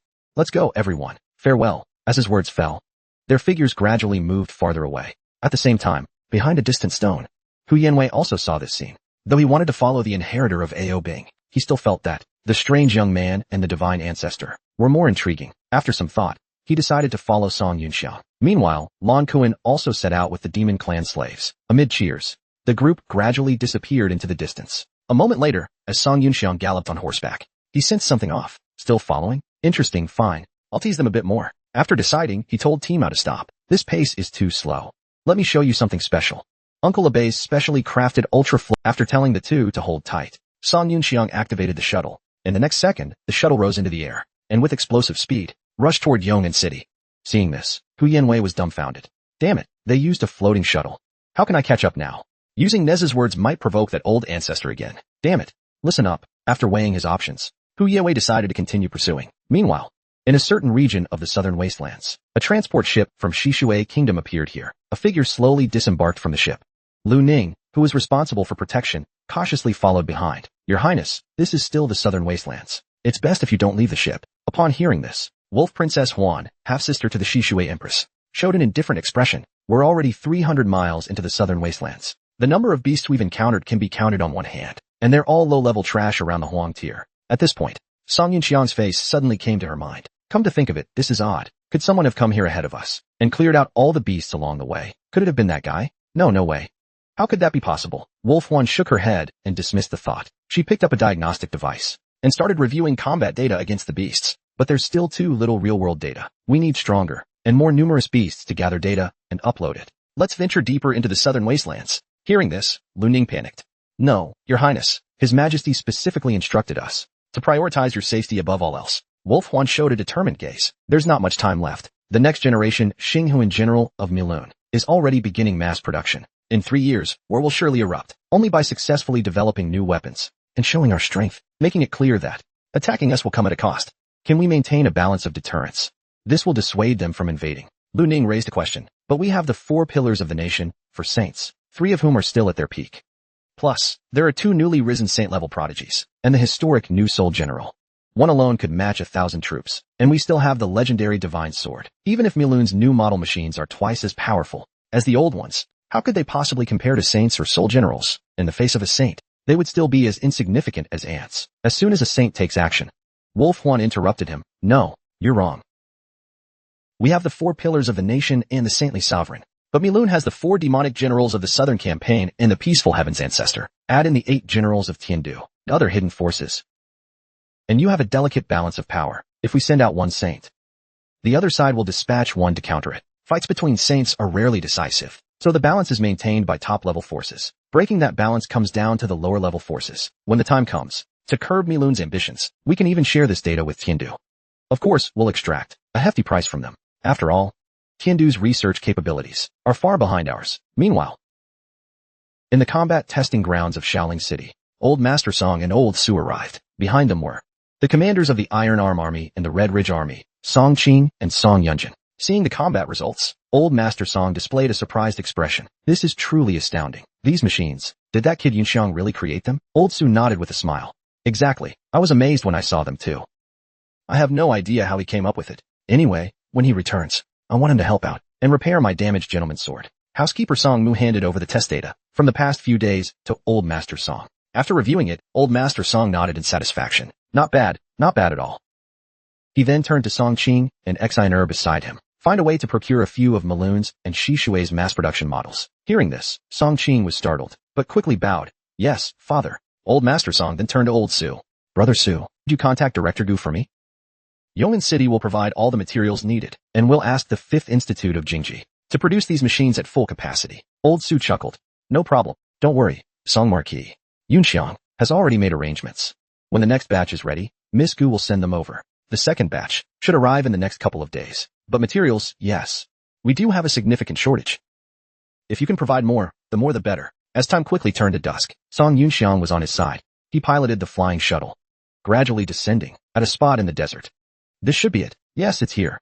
He remembered that in his previous life, Yuan Dingsheng passed through the oasis in the Death Desert. Later, I stayed behind to confront the assassin on my own. After that, I ended up near this spot. The moment I entered this area, I was suddenly teleported to a place with a difficult door. In front of that door, the statue that had been completely still suddenly attacked me. It was then, for the first time, that I heard the voice of the New Lord system. Ding. New Lord system activating. Ding. System warning. Lethal attack detected. From 3 o'clock position on the host's right. Calculating a safe escape route for the host. Ding. Safe exit located. At 7 o'clock position behind the host. Following the New Lord system's guidance, Song Yunxiang safely left that place. Since then, the New Lord system had stayed with him to this day. What's more, the New Lord system's appearance seemed to be visible only to him. Seeing Song Yunxiang standing still, Tima beside him, and Zhang Liuya, with furrowed brows, both showed big question marks on their faces. Master, what's that move supposed to mean? Are we having a meal now? Song Yunxiang, noticing their gaze, felt a bit awkward. To them, that gesture of holding up his hand in the air probably looked pretty silly. Timao asked in confusion. Master, are we stopping here for a rest? Zhang Liuye clutched his stomach. Time to eat. Song Yunxiang replied, hold on. Then he started looking around the area. It should be right around here. But the new main system isn't responding at all, so he searched the area for a while. But still came up with nothing. Master, what are you looking for? Is this a treasure hunt or a tomb raiding game? Song Yunxiang was at a loss. Strange. There really is no response. Forget it. It's nothing. Let's keep going. With that, he piloted the flyer. Zhang Lu sighed helplessly. Aren't we eating? How disappointing. Timao, afraid of heights, curled up nervously on the flyer. Song Yunxiang looked at the previous location and furrowed his brows. Could that secret realm, which activated the new main system, only be entered once? Anyway, evening came quickly. At this time, in Yongin City's Yongin Grand Tavern, in one of its top-tier private rooms, the heads of the 5 prominent families in Yongin City were gathered here. After exchanging a few pleasantries, they each picked up their wine glasses and drank. Qin Xian, the head of the Qin family, was the first to speak. Enough. Old Kong, stop beating around the bush. Just tell us what's on your mind. Lu Zinong, head of the Lu family, chuckled. Brother Kong, you gathered us old fellows here, not for a big business deal, surely? Tao Linfu, head of the Tao family, laughed and said, let me guess. Is it about your granddaughter's engagement banquet? Chu Dashing, the Chu family's head, scoffed. Engagement banquet? For that useless kid from the Song family? Hearing these words, Kong Zheng slammed the table and shouted, outrageous. Old man Chu, watch your mouth. I'm warning you all. Show me. Show young Master Yunxiang 100,000 times more respect. This statement caused an uproar. What? Young Master Yunxiang? As expected of the Kong family, a scholarly household, a dignified head of the family, showing such deference to his granddaughter's future husband. What an interesting scene. And to think they're talking about that useless kid, Song Yunxiang. Who in Yongin City doesn't know? The infamous pair of lungs from the Song family? Old Kong, could it be that after 5 years in seclusion, you failed to break through to the heaven tier, went mad, and became senile? Hearing this, Kong Zheng's anger surged. With a powerful roar infused with heaven tier might, he bellowed, enough. The reverberating sound wave swept outward, and those present, feeling the impact, were instantly stunned. Wait. No way. Old Kong has truly reached the heaven tier. That commanding presence. Kong Zheng, seeing their reactions, nodded with satisfaction. He then took out a vial of pills from his sleeve. Since everyone here wants me to speak plainly, I'll get straight to the point. I'll be frank. I invited you all here today to bestow upon you a once-in-a-lifetime opportunity to broaden your horizons. This is the legendary 6-star pill, the breaking pill. Its effects are surely well known to all of you. Consuming this pill can elevate you to the heaven tier, gain an additional 10 years of life. This divine pill, once thought to exist only in legend, is truly priceless. The breaking pill can elevate one to the heaven tier, granting 10 years of life. It is a priceless treasure. Hearing these words, the 4 men immediately showed looks of disbelief. Kong Zheng smiled faintly and looked at them. You are all smart men. This is a one-time opportunity. Don't overthink it. Upon hearing this, their faces immediately turned serious. Kong, what do you want us to do? Just give the word. I, Chen Xian, am willing to go through fire and water for you, Kong. Brother Kong, don't make it too hard on us brothers. Just name your conditions. That's right. Not to boast. But my Tao family's wealth is the best in Yong'an City. Just name your price. Brother Kong, who do you need killed? I, Chu Dashing, will take care of it for you. Wonderful.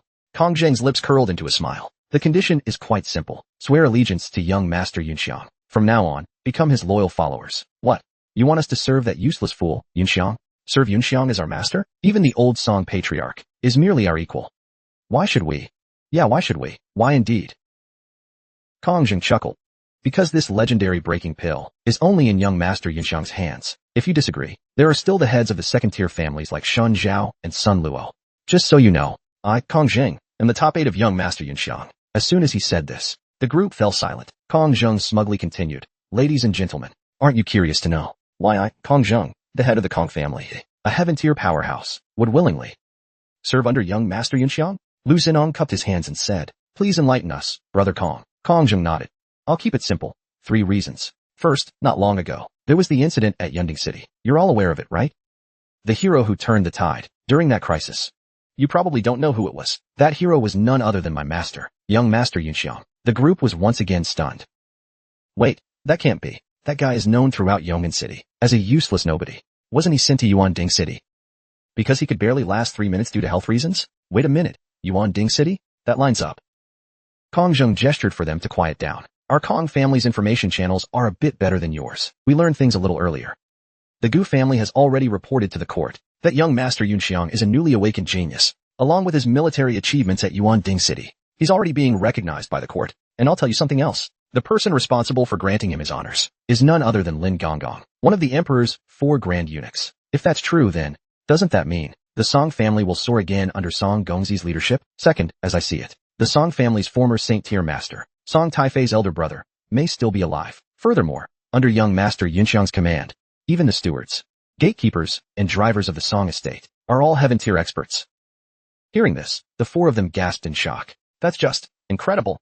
I once heard rumors that young Song Lang and the current emperor, Shu, don't say that. We can't talk about this. But you see, the Song family was condemned for purging the royal clans. And yet that battle, the clans that stood in the way of the emperor's ascension, were all eliminated. The Song family, isn't this the result of lying low and biding their time? Royal beasts, Shu, don't talk about it. As the group's conversation grew more heated, Kong Zheng rapped on the table to silence them. Enough. Quiet down.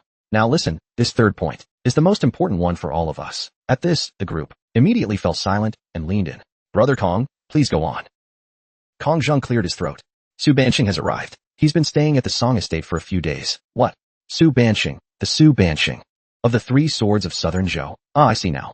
I see. Lu Xinong was the first to react. He quickly stood and bowed, declaring, I, Lu Xinong, head of the Lu family, and the entire Lu household pledge allegiance to young Master Yunxiang. From now on, we follow the Song family and young Master Yunxiang's lead. Kong Zheng raised his hand. Brother Lu, you truly are the sharpest among us. You figured it out so quickly. On behalf of young Master Yunxiang, I accept your family's allegiance. The other 3 looked puzzled. Brother Lu, what's going on? What do you understand that we don't? Lu Xinong sighed deeply.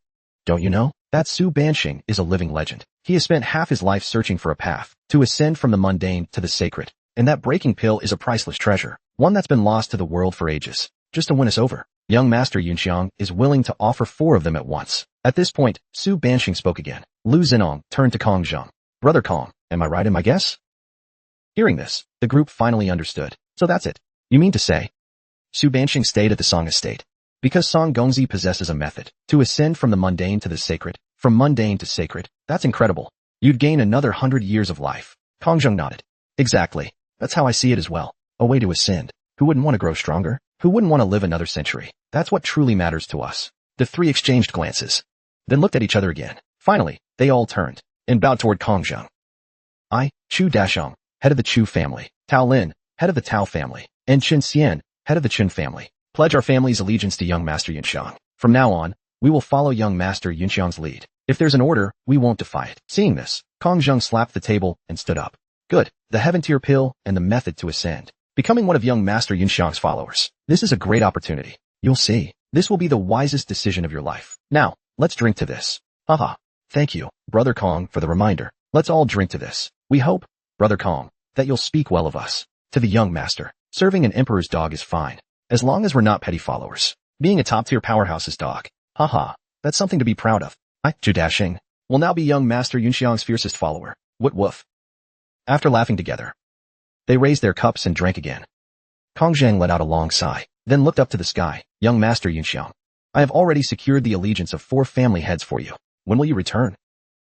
Now then, Brother Kong, these breaking pills. Here, each of you, take one. Once you return, find a safe place to consume them. They will help you break into the Heaven Tier. Then I will take you to meet young Master Yunxiang. Kong Zheng handed them the pills. At the same time, in the 3rd floor commercial district of the Yong'an Grand Tavern, Chang Yi emerged from a pharmacy with a selection of tonics. Who would have thought that the second aunt of that boy, Song Yunxiang, was actually the eldest daughter of the main Cheng family? And 20 years ago, she was even known as a great beauty, famed for her looks. Give him some health supplements. That should be appropriate, right? Chang Yi hummed a tune as he returned to the Song family, and came across Jinghua, who was strolling around. That woman in the hat looks a bit familiar. A cosmetics store. Oh, I should buy a gift for Miss Yunjin as well. I wonder if she would prefer makeup, or clothes. Or maybe I'll check out that stocking store later. Let's go in and take a look first. Chang Yi said and excitedly entered the store. Meanwhile, Jinghua and her maid went into a hair salon. After entering, they immediately requested a private room. The staff warmly escorted them there. These are the most popular hairstyles right now. Take a look and see if there's anything you like. When you've decided, just ring the bell and call me. I'll be waiting at the front desk. After the staff left, the maid teased. Miss Jinghua, are you going to curl your hair for a date with that young gentleman who saved our ship last time? Jinghua's face flushed, and she said angrily, don't say such nonsense. Blushing, she looked up at the sky and sighed deeply, thinking, but why has Mr. Song never shown up for our appointment? He must be really busy, she mused. Maybe I should visit him at home to check. After all, the Hong Trading Association's ship will be meanwhile, in a certain part of southern airspace. Aboard the Hong Trading Association's passenger ship number 818, the heir to the Hong Trading Association's southern business, Hong Yuxiao, was leisurely brewing tea in a pavilion. A moment later, a subordinate approached him and reported, Sir, we've received a confirmed update. The Imperial Court's Fengshang team is personally led by Eunuch Lin, with 36 personnel from 3 of the 6 ministries accompanying, escorted by the capital's 9 gates military forces, traveling on Ruhu and Jinkong ships. Departing from the eastern port of the capital, military personnel stand openly on duty. 1 on the Sky Street, 6 on the Earth Street, some from Xianwang, unidentified number on the shoreline. Beside him, Hong Ilio, his personal bodyguard, explained. Eunuch Lin is one of His Majesty's 4 top eunuchs, the head among them. He is the actual controller of the Ministry of War, and has the authority to oversee military affairs for His Majesty. Hearing this, Hong Yuxiao nodded. Eunuch Lin, huh? Although the specifications of this formation are quite high, considering the awakening of a commoner facing a future Saint-class powerhouse, it's not excessive. As for the content of Fengshang, he asked. The subordinate replied. The palace spies report that, when His Majesty learned that Song Yunxiang awakened, as a Star Soul general from an ordinary person, he laughed aloud. Given the battlefield achievements acknowledged by the Round Dome, His Majesty conferred upon Song Yunxiang the title of Viscount of 3 stars, and granted him the fiefdom of Lingshan County, within the jurisdiction of Emperor's Mausoleum City. Upon hearing this, Hong Yuxiao took a sip of tea. According to the noble titles system of the capital, a commoner who awakens can be granted the rank of 3rd-class baron. Advancing to the next rank requires progression. Even without any achievements, a Saint-class individual would enjoy 2nd-class treatment. If Song Yunxiang reaches the Earth rank, he could become a 1st-class baron. Advancing 1 more rank would make him a 3rd-class viscount. That's reasonable and compliant. As he was saying this, he suddenly realized something was off. Wait, just now you mentioned the fief. The subordinate replied. Lingshan County is one of the 6 counties under Lin'in City's jurisdiction. Hearing this, Hong Yuxiao chuckled. Interesting. Lin'in City is the garrison of the Xuanjia Guard, isn't it? At the same time, in Lin'in City of the Tiandu Kingdom, in the training ground of the Xuanjia Guard garrison, a fierce battle was taking place. 3 sword puppets charged into the field, and a woman in green attacked with blinding speed. The woman's name was Dylan, 29 years old, a member of the Xuanjia Guard, and the current commander. Dylan wielded her weapon without fear, and with a casual swing, she sliced the sword puppets to pieces. In the next instant, one of the broken sword puppets rose again, as if controlled by an unseen force. Dylan noticed this and quickly dodged, then struck out, and caught the sword puppet. With a squeeze of her hand, she crushed it to pieces. Having finished, she looked in a certain direction and said, "Enough of this. Princess, surrender. Your level is 1 tier lower than mine. You can't possibly win." The woman in yellow across from her smiled and said, "Oh, you're acknowledging you're 1 tier above me. Then why not fight me one-handed?" The woman's name was Xiao Xianlin, the princess of Linling, the daughter of Duke Lin Xiaochong. At that moment, a guard rushed over. Commander Dylan, seeing this, removed her cloak and threw it over, just in time.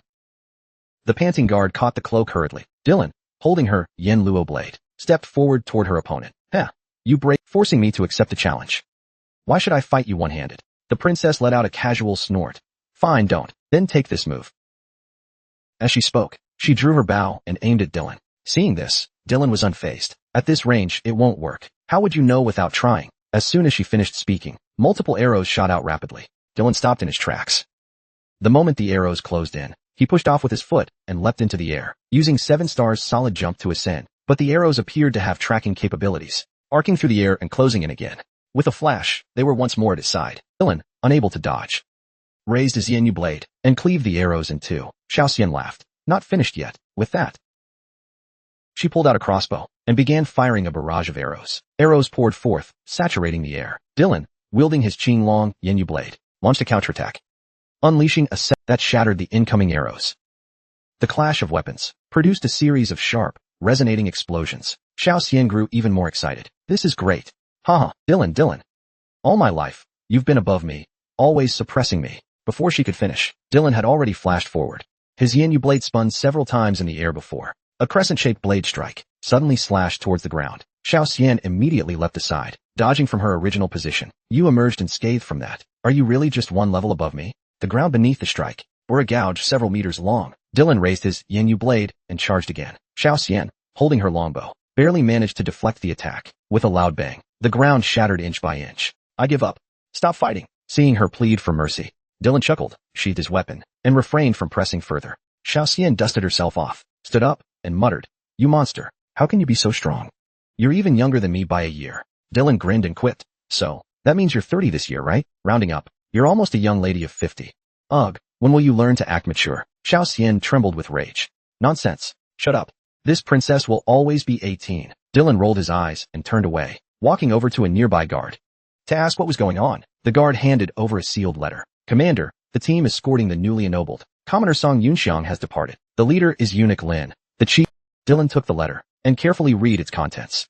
Xiao Xian curiously peeked over and said, "Song Yunxiang, that commoner who became a Star Soul general?" Hearing this, Dylan looked at him in confusion. "You know him?" she asked. Xiao Xian thought for a moment before replying, "Of course I know him. Don't you remember? My grandmother, Princess Nanxiang, is the daughter of the Song Dowager. Our family has some distant ties to the Song family. So my grandmother's mother's brother's grandson's son. What do I call him? A cousin aunt, cousin sister, or cousin niece? No way, do I have to call him little cousin uncle? That would be such a tragedy." Realizing this familial connection, Xiao Xian nearly lost it. Dylan stared at him speechlessly.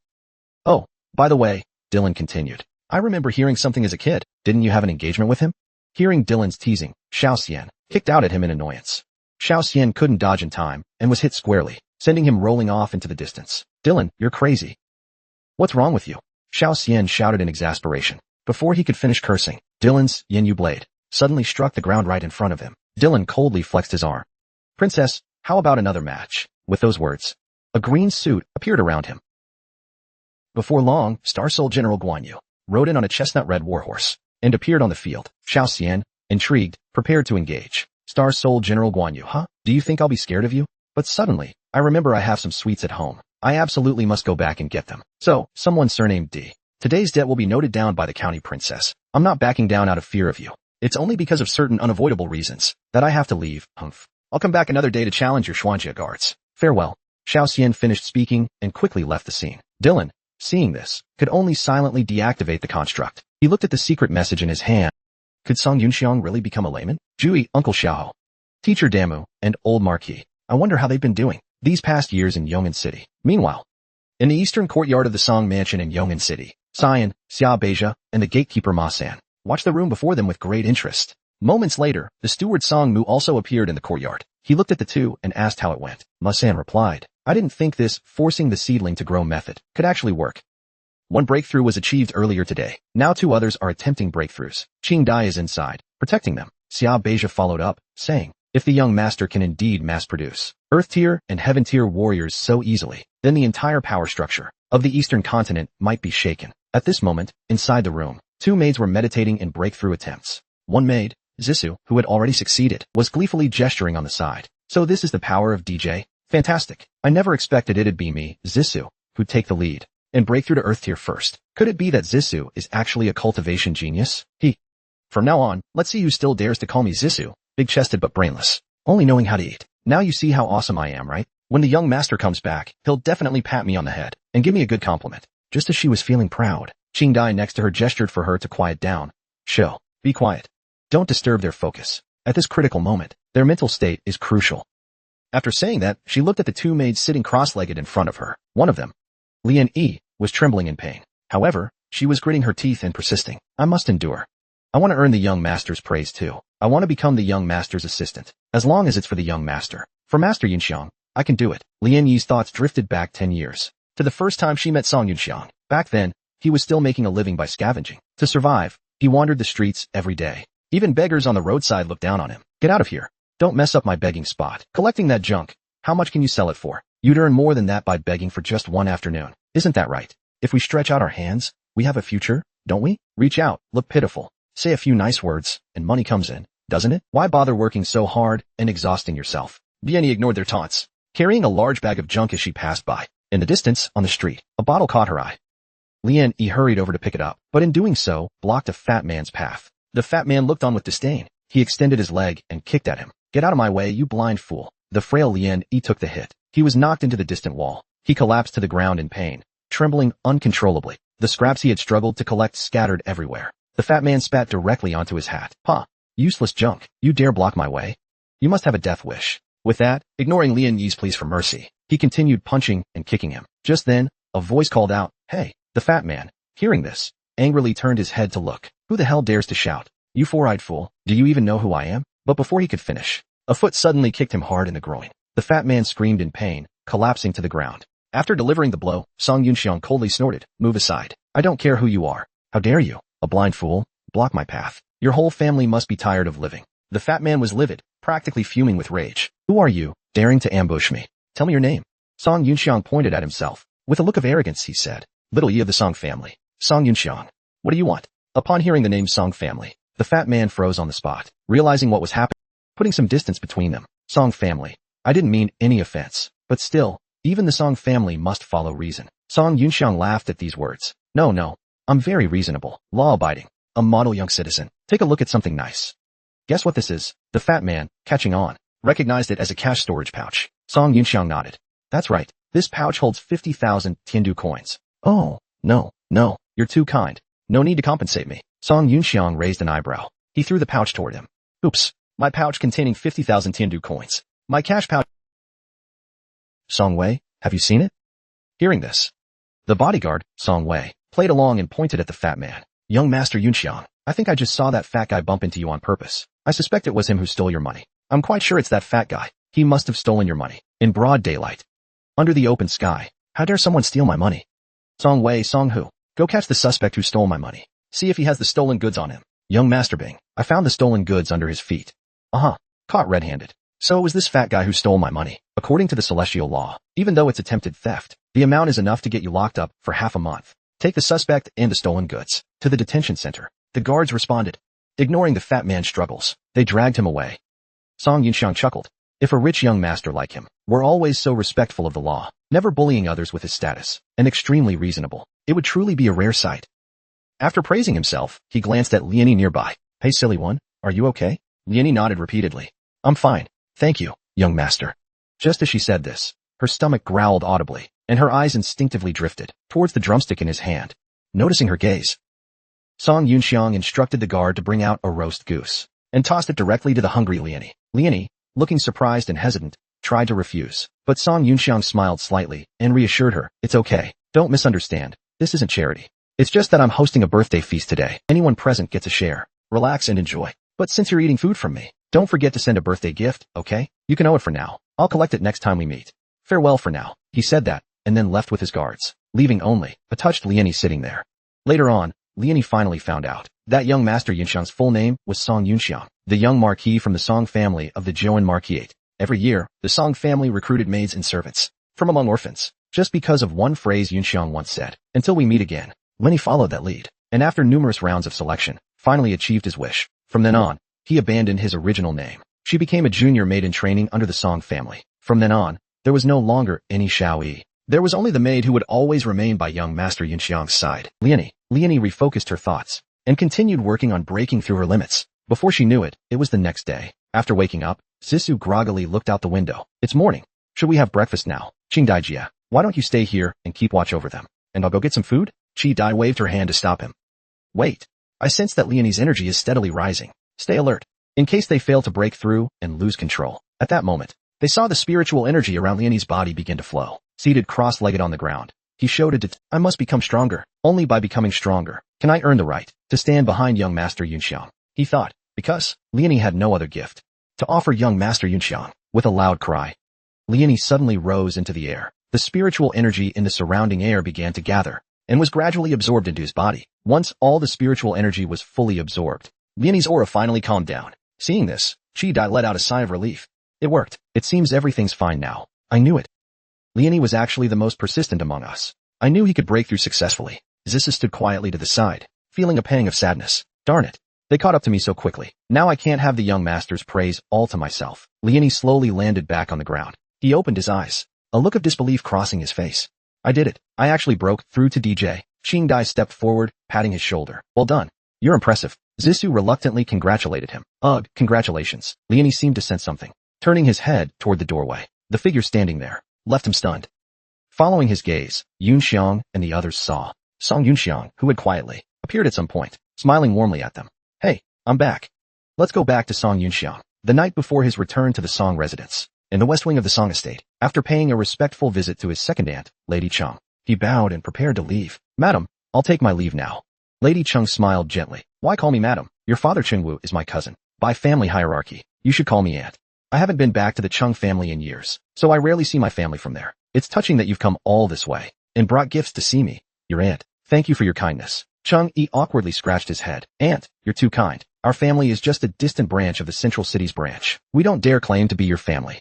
Lady Cheng waved it off, indicating it was no problem. No need to be so formal. "Back when I was a student, I often received guidance from my cousin Chengwu. At that time, I was just a new recruit, and your father, after retiring from the military, had become our instructor. 20 years have passed in a blink of an eye. How is your father doing these days?" Cheng Yi replied respectfully. "My father is still teaching at the 5th Academy in Yuxia City. He often talks about you and your past. He always says that you were, in your youth, one of Yuxia City's great beauties, admired by many talented young men, the top beauty among the 3 of the 5th Academy.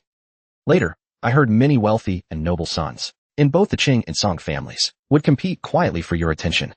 Thinking of those past days, Lady Cheng sighed softly. "Haha, time flies so quickly. The past is just a fleeting memory. Now, those of us who have aged are truly old, and those who are gone will never return." Cheng Yi bowed again. "If you ever come back to Yuxia City, aunt, please let me know in advance. I'd love the chance to host you.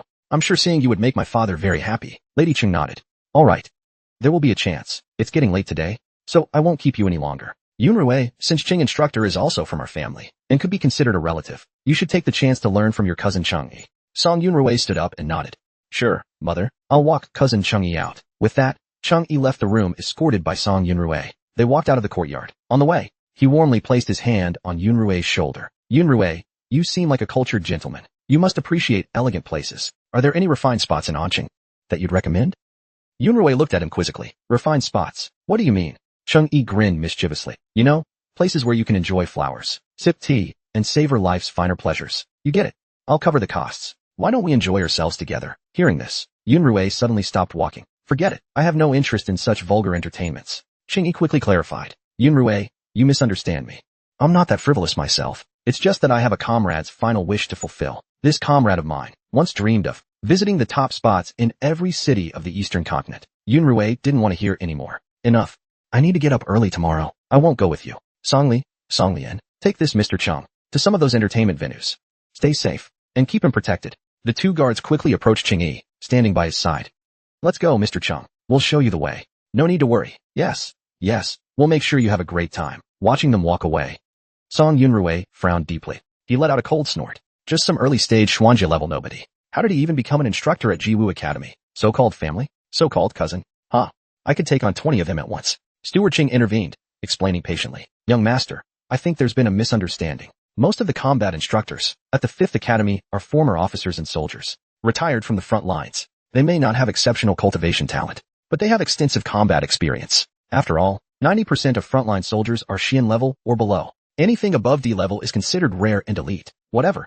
Not worth my time dealing with clowns like him. Steward Song complied and outlined the details. Tonight, you're scheduled to focus on reconstruction techniques and extreme soul force pressure training. Specifically, you'll practice body reconstruction 10 times. Do 200 weighted squats, 500 weighted pull-ups, and weighted push-ups after that. Hearing this, Song Yunrui clenched his fists. His eyes showed determination. It's my duty to defeat Song Yunxiang. Over the past few days, I've doubled my training intensity.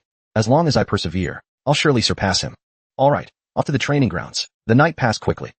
After traveling through the night, Song Yunxiang finally arrived at the border of Yong'an City. Looking down at the familiar buildings, he couldn't help but sigh. Finally, I've reached Yong'an City. This journey was so long, it felt like an entire year passed. The high-speed shuttle streaked across the sky, heading straight for the Song estate. At the outdoor training grounds of the estate's west wing, Song Yunrui had just finished an intense training session. Exhausted and gasping for air, he released his armor. This morning's training session, he completed at double the normal load. Every night he trained until dawn, waking at 5 a.m. to resume his morning exercises. It was all for the pride of being a Song family genius. To gain recognition from his father and grandfather, for Miss Xi and Xian's sake, I sleep only 5 hours a day, working dozens of times harder than anyone else. But that damn Song Yunxiang, who used to be the family disgrace, a complete nobody, suddenly gets chosen by Star Soul General Zotz. And now he's leaping ahead. All my hard work trampled underfoot, but not anymore.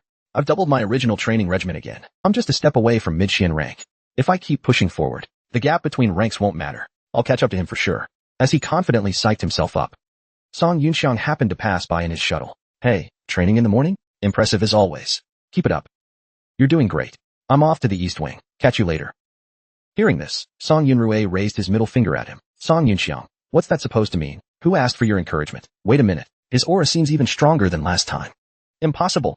Could he have broken through again? Song Yunrui realized this and instantly froze in place. A moment later, Song Yunxiang piloted the shuttle. It landed on the airstrip of the eastern courtyard. The three of them, exhausted, disembarked from the shuttle. They walked toward the courtyard. Li Mogan curiously observed his surroundings from behind. Is this the master's home? Zhang Liuya, clutching his stomach, asked. Is it time for breakfast yet? Song Yunxiang finished greeting the servants. He continued walking forward. He happened to run into Ma San and Xia Beija coming toward him. Morning, Uncle Ma, Uncle Bei. Why are you both here? Xia Beija replied. Those few girls are trying to use the pills you gave them to quickly break through their realms. Old Ma and I were worried, so we've been standing guard here. Ma San curiously, young master, who are these two little demon friends? Song Yunxiang smiled and introduced. Oh, I forgot to mention. I brought these two back from Xiaoyu Kingdom. From now on, they're part of our Song Mansion's eastern courtyard. This is Uncle Ma and Uncle Bei. They're the gatekeeper and driver of our eastern courtyard. He's called Timao. He's called, Song Yunxiang began to introduce. Zhang Lu paused for a moment. The name Zhang Lu. It's probably better not to reveal it for now. With that thought, he changed his name. He's called Xiaoya. Timao, trembling, greeted. Hello, I'm Timao, the master's mount. Zhang Lu, on the other hand, showed a disappointed expression. A gatekeeper and a driver? No chef. Song Yunxiang gave an awkward smile. He led the two toward the room. Noticing Timao's frightened demeanor, he asked curiously, what's wrong? Timao replied in a panic. I can feel it. Those two seem to be top-tier powerhouses among humans. There's a terrifying aura about them. Song Yunxiang raised an eye.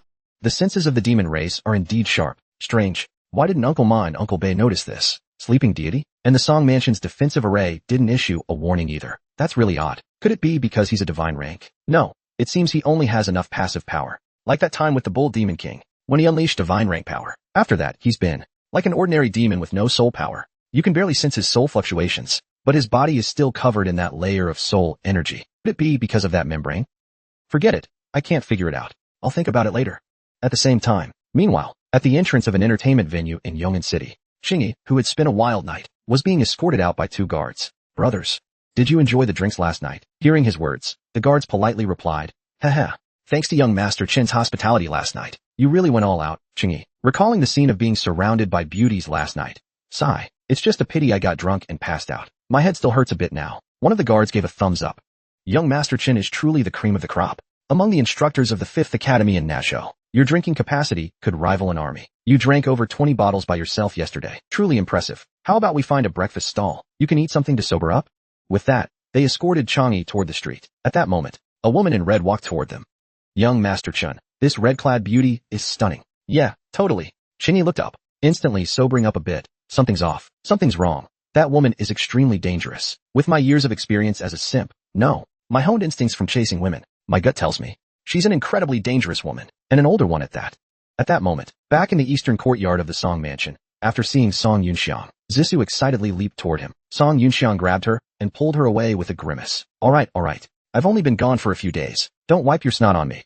Xian respectfully called out. Young Master Yunxiang. Song Yunxiang smiled faintly. You've worked hard. Qingdai did a great job. He then turned to the two who had broken through their realms. You both reached the Earth rank, huh? Not bad. Young Master, I'll reward you handsomely. Is Song Lan still breaking through? Then let's not disturb her here. Let's head out first. Qingdai nodded. Young Master Yunxiang, I'll stay here to stand guard, to prevent Song Lan from making a mistake and going berserk. After stepping outside the courtyard, Zissou curiously asked, Young Master, who are they? Song Yunxiang smiled and introduced them to each other. This is Timao and Xiaoye, Eastern Courtyard maids, Liaoning and Zissou.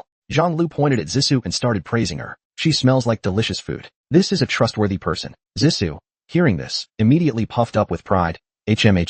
Little girl, you've got good taste, huh? Oh, I don't know what you mean. I think you're pretty great too. Hearing this, Song Yunxiang felt a bit helpless. Is this the camaraderie between foodies? At that moment, Song Mu suddenly appeared in the courtyard. Young Master Yunxiang, the Marquis knows you're back. He's waiting for you in the central courtyard. Song Yunxiang nodded upon hearing this. You guys help them get settled. Let Timao take a bath and change clothes. Get some food for Xiaoye. I'll head to the central courtyard to see the old man first. Damo headed to the central courtyard. At the same time, Hu Yanwei's figure appeared outside the Song mansion. Looking at the Song family estate, he couldn't help but frown. That kid actually brought a divine rank. Ancestor back home. What a reckless guy.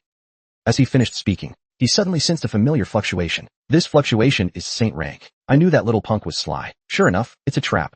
Thinking this, he flashed and entered the mansion. At that moment, in the underground chamber of the Song mansion's central courtyard, third Grandpa Song couldn't help but cough a few times. Seeing this, Grandpa Song asked worriedly, are you okay? Third Uncle Song, third Grandpa, shook his head. It's fine. I just sensed the aura of a powerful being nearby, so I forcibly activated my soul power to check it out. It seems an uninvited guest has arrived. Ajahn, let's go take a look. Grandpa Song said upon hearing this. Third Uncle, I'll go check it out myself. It's not quite appropriate for you to show yourself yet, is it? Third Grandpa Song waved his hand, indicating it was no problem. Don't worry, I'll observe from the shadows first. If things look bad, I'll take Yunxiang and retreat first. A moment later, he suddenly arrived in the central courtyard of the Song mansion. As soon as he arrived, several figures blocked his path. The leader spoke cautiously. Please halt, sir. This is the residence of Marquis Jiuan, the Song mansion. No entry without invitation. Please stop here, sir. Hu Yanwei smirked disdainfully at this. A few mortal servants think they can stop me? With that, he waved his arm. A powerful aura pushed the group back into the distance. Just as they were knocked back, Song Mu arrived with Ma San and the others. Your actions are somewhat discourteous, sir. Hearing Song Mu's words, Hu Yanwei sneered. Haha, this little Song mansion is hiding dragons and crouching tigers. At that moment, Song Yunxiang hid to the side, quietly observing. Damn, this red-clad auntie actually chased me all the way here. She followed me here. What does she want? As the two sides faced off, Grandpa Song strode out. Wait, everyone stop. Seeing Grandpa Song, everyone bowed respectfully. Third Grandpa Song observed from the shadows. At that moment, Hu Yanwei spotted him. He raised an eyebrow and said, Little dummy, come here. I knew you weren't dead, you sly guy. Hearing his voice, third Grandpa Song showed an expression of disbelief. Sister Wei, it's you. Humph, how did you age so much? So ugly.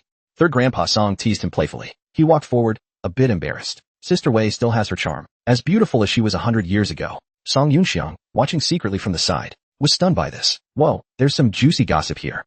After third Grandpa Song and Hu Yanwei reunited, they invited him to the underground chamber courtyard to drink. Grandpa Song left Song Jin on standby at the door, then returned to the surface of the central courtyard. Su Bansheng, sorry you had to witness this. Please keep this matter confidential for the Song family. Hearing Grandpa Song's words, Elder Su chuckled. I know my limits. Don't worry, besides, I've already staked my life and remaining years on this kid. Grandpa Song looked at Song Yunxiang in confusion. Song Yunxiang gave an awkward laugh. Haha, let's talk about it another day. Elder Su, I just got back and have some things to handle. Can you wait for me a couple of days? Elder Su waved his hand, indicating no problem. Go handle your business first. I'm not in a rush right now. Afterward, Grandpa Song left with Song Yunxiang. The two arrived at the study in the central courtyard. Song Yunxiang recounted the key points of this trip. Grandpa Song was utterly shocked after hearing it. The inheritance of the Jiao people, the sole General Ao Bing, Nez's mortal form, that red-clad Saint Rank Senior, came following you. You even abducted the mortal form of the Bull Demon King, the divine rank ancestor of the Pingtian Saint sect. Song Yunxiang scratched his head awkwardly. Slow down. That's a lot of information. Let me process it. Oh right, you also raided the treasure vault of that idiot merchant. Song Yunxiang quickly waved his hands to explain. Stop. What do you mean raided? I was helping an enemy warlord organize their messy treasury, that's all. In broad daylight. Grandpa, watch your wording, keep it civilized. Grandpa Song chuckled. Fair point. So how was the haul? Nothing too great. Some crafting materials and medicines, and some crystallized objects they called divine rank, of the first grade. Grandpa Song stroked his beard and solemnly instructed. Divine rank first grade, huh? I've heard of such things. They're said to be heaven-sent, but they're incredibly rare. Keep them for yourself for now, and be sure to keep it a secret. To avoid attracting unwanted attention. Song Yunxiang nodded upon hearing this. Sure, Grandpa, you might have misunderstood. You thought I only got a small piece. But this stuff is actually a type of high-density crystal formed from compressed soul power. If production can be guaranteed, it could be used as an energy consumable. By the way, those few missing herbs, did you get them? Hearing Grandpa Song's question, Song Yunxiang made an okay gesture. Don't worry, I've got them all. We can start anytime. Are the other materials all ready? Grandpa Song took out a storage talisman and said, all set, delivered by the Hong clan chamber. Plus the herbs we collected ourselves. They're all in this storage talisman. Song Yunxiang quickly took it. Then I'll start refining pills now. You saw earlier, third grandpa.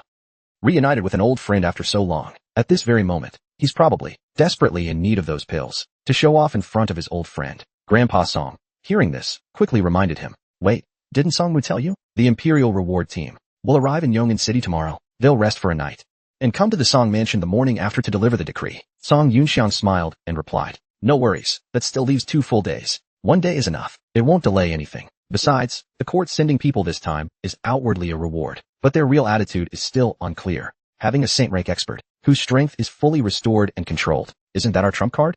Grandpa Song pondered for a moment after hearing this. Since you've already thought it through, I trust your judgment. There's no time to waste, so let's get started. Song Jia has already prepared the alchemy site for you, along with the equipment. Song Yunxiang waved his hand and said, no need, my room will do just fine. I don't need a site or equipment. Those things are just a front for outsiders to see. I'll refine the pills back in the eastern courtyard. Just tell people I'm exhausted from the journey and need to sleep in my room for a day. No disturbances. With that, Song Yunxiang left the place. At the same time, in the underground courtyard of the Song Mansion's central courtyard, Hu Yanwei spoke up and asked, so, in the battle at the Emperor's tomb, you were ambushed by saint-rank beings and gravely injured, and you've been faking your death and hiding ever since? Third Grandpa Song shook his head. He replied, actually, it's a bit more complicated than that. Faking my death was also the Rome family's doing. That kid worked with me to put on a little act. Hu Yanwei sipped his tea, snorted lightly. You old geezer are really cunning. I knew you wouldn't die that easily. Third Grandpa Song laughed heartily. Of course not. Have you forgotten that terrifying beast died in the southwest 100 years ago? I was ordered by the Emperor to suppress it. And we fought side by side in the southwestern wetlands. I escaped death 9 times, earning the nickname 9 Lives Phoenix, Little White Phoenix of the Heavens. Hu Yanwei recalled the past and sighed deeply. He took off his glove, revealing an aged, wrinkled arm. Too bad. What's a saint rank worth? In the end, we still lose to time. I can feel your lifespan is nearly exhausted. And I, unable to break through, don't have much left either. Third Grandpa Song stroked his beard, looking at him meaningfully. So you disregard the saint rank agreement and step into the heavenly capital's territory. Don't tell me. You came specifically to see me, your old comrade? Hu Yanwei put his glove back on, smiled faintly. Don't flatter yourself. I followed that kid named Song Yunxiang, all the way from Shadao City. Third Grandpa Song's eyes lit up upon hearing this. What's up with Yunxiang? Hu Yanwei sighed. Nothing much. I just have this strange intuition that this kid might hold my opportunity. Heh, little sister Wei. Your intuition. 100 years ago, I always thought it was spot on. At that moment, in the main building of the Song Mansion's eastern courtyard, after returning to his room, Song Yunxiang laid out all the alchemy materials on the floor, with a righteous shout. A protective barrier slowly expanded, enveloping the entire room, based on the northern continent's formations, combining the eastern continent's wind chime techniques with the southern continent's refining techniques into a seamless fusion. This will become a brand new alchemy technique surpassing human methods. Song Yunxiang waved his hand grandly, and the formation materialized out of thin air, intertwining and merging together. Haha. Let's call it the Cosmic Super Invincible Alchemy Technique. Nah, I'm still not great at naming things. Let's get started. Song Yunxiang then took out the refining materials and began the process. After upgrading the alchemy technique, 1 batch can produce 6 pills. The current materials are enough for 3 batches. Then I'll refine some other pills too. Heavenly Spirit pills, barrier-breaking pills, right, and some hair growth pills for Elder Su, plus rejuvenation pills. Jade skin pills, longevity pills. In the end, I'll hand it all over to the new master system to manage. I'll just lie back and act as a tool to sustain the formation's soul power supply. Speaking of which, staying up all night traveling last night was pretty exhausting. After Song Yunxiang arranged everything, he leisurely started napping.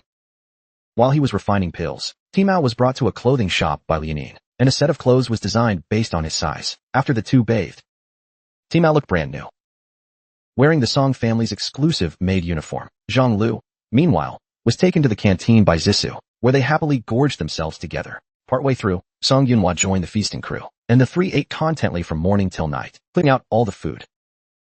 Meanwhile, the maid Song Lan successfully broke through her realm. Qing Dai, seeing this, let out an exhausted sigh of relief. Song Yunrui continued to intensify her training. At this point, Song Yunxiang's alchemy progress was steadily advancing, reaching 71% smoothly after a day, just as it was about to finish. A series of urgent beeps suddenly rang out by Song Yunxiang's ear. Could there be an error with the upgraded alchemy technique, or a problem with the system management? He quickly started investigating, but before he could find the cause, the space in the room began to distort. What's going on? This oddly familiar sensation. Song Yunxiang's body felt like it was sinking into the deep sea, continuously descending. A moment later, he arrived at an unfamiliar place. The scene before him left him utterly shocked. It was the new master's secret realm he couldn't find yesterday. How could it be here? Impossible. How could this happen? Could it be?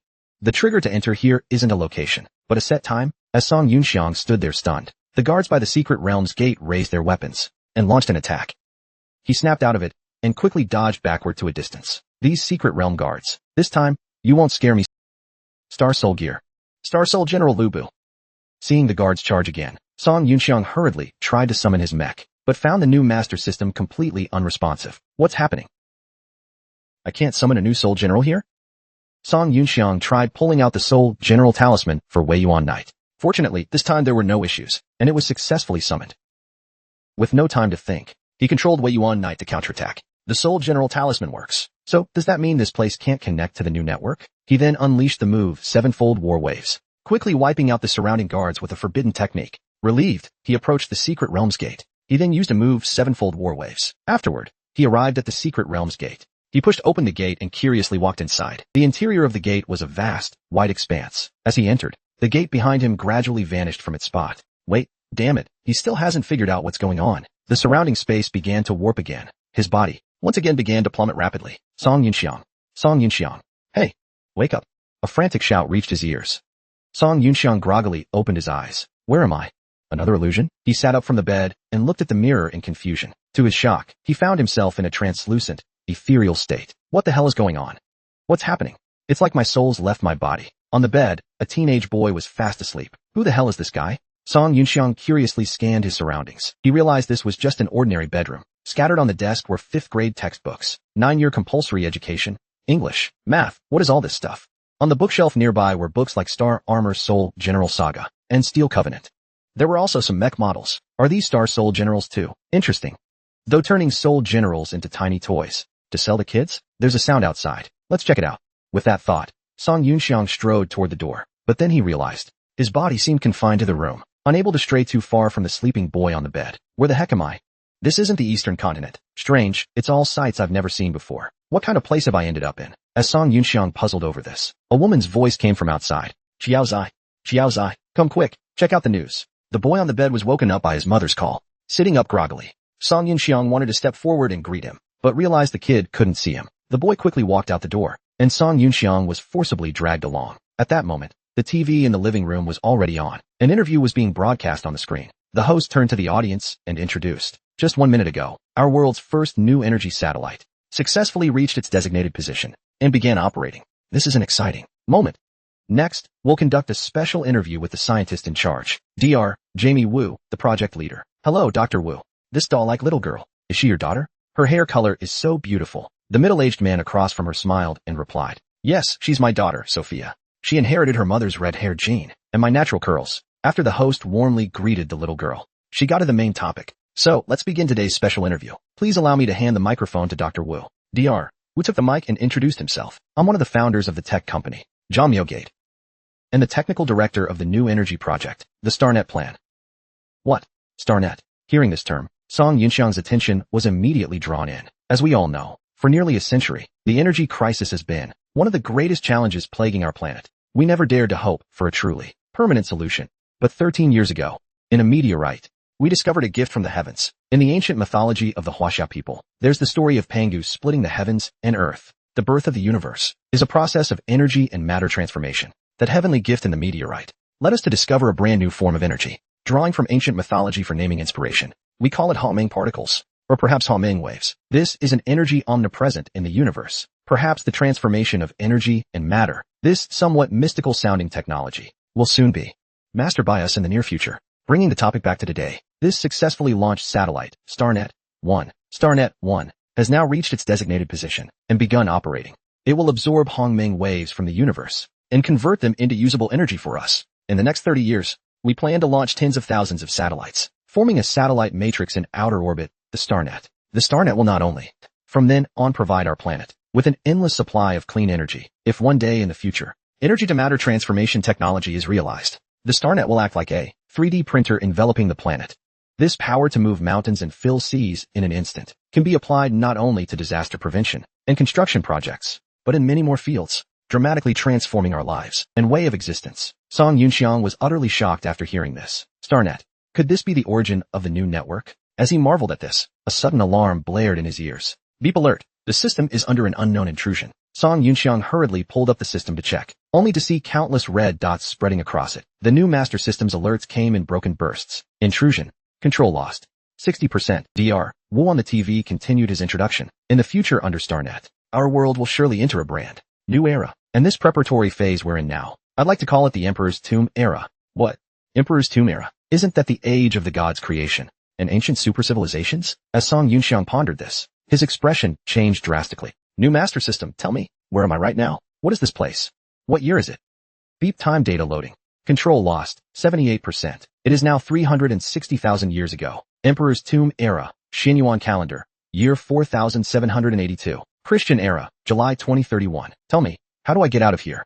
Song Yunxiang realized the situation was dire and hurriedly asked. Beep control lost. 99.99%. As the alert sounded, the new master system in his hand completely vanished into thin air. No matter how Song Yunxiang called out, there was no response. Damn, is this for real? Did it really crash? As Song Yunxiang stood there dumbfounded, a woman's playful laughter suddenly came through. Want to get out? Just meet the one who created me. Song Yunxiang was trapped 360,000 years in the past. Now, he faced the most grueling crisis of his life. In his soul state, he could do nothing, only helplessly bound to the four-eyed kid, Takahashi, trapped for 20. He watched this kid complete 9 years of compulsory education, then earn a master's and doctorate, enter the workforce, go on blind dates with girls, and finally get poached and switch jobs. Song Yunxiang's greatest asset, the new master system, was gone. That eerie voice never appeared again afterward. He didn't know when this would all end.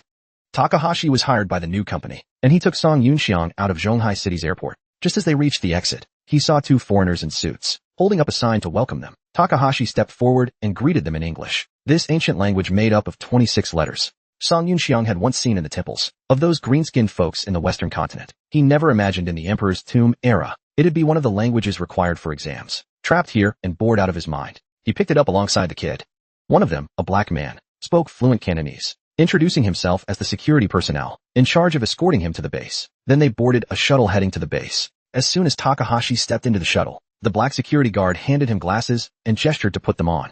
Though Takahashi felt a bit uneasy, he obediently complied. The shuttle was incredibly fast, lifting into the air and zooming toward the center of the ocean. After about 2 hours of travel, they finally reached their destination. This was a floating base called Yunding. Skyscrapers towered within, seemingly isolated from the world. The shuttle directly entered the tallest building at the base's center. Takahashi took off the glasses and followed the two security guards into the building. A red-haired woman in a white coat greeted them warmly. We meet again. Dr. Takahashi. Welcome to Zhongmiao Gate. The red-haired woman was named Sophia, the head of Zhongmiao Gate's technical development department. Takahashi shyly stepped forward and shook her hand. After a brief chat, Sophia dismissed the two security guards and began showing Takahashi around herself. Come with me, Dr. Takahashi. I'll show you the project we're working on. Takahashi nodded. Great. I've always been fascinated by the ultra-long distance matter transformation technology you oversee. If we can combine it with my new energy humanoid machine under the StarNet, then it'll work perfectly. The two chatted as they walked, while Song Yunxiang followed behind, exasperated. Why does this woman feel kind of familiar? As the two were happily chatting, a metal door in a nearby hallway suddenly opened, and a shuttle zoomed in.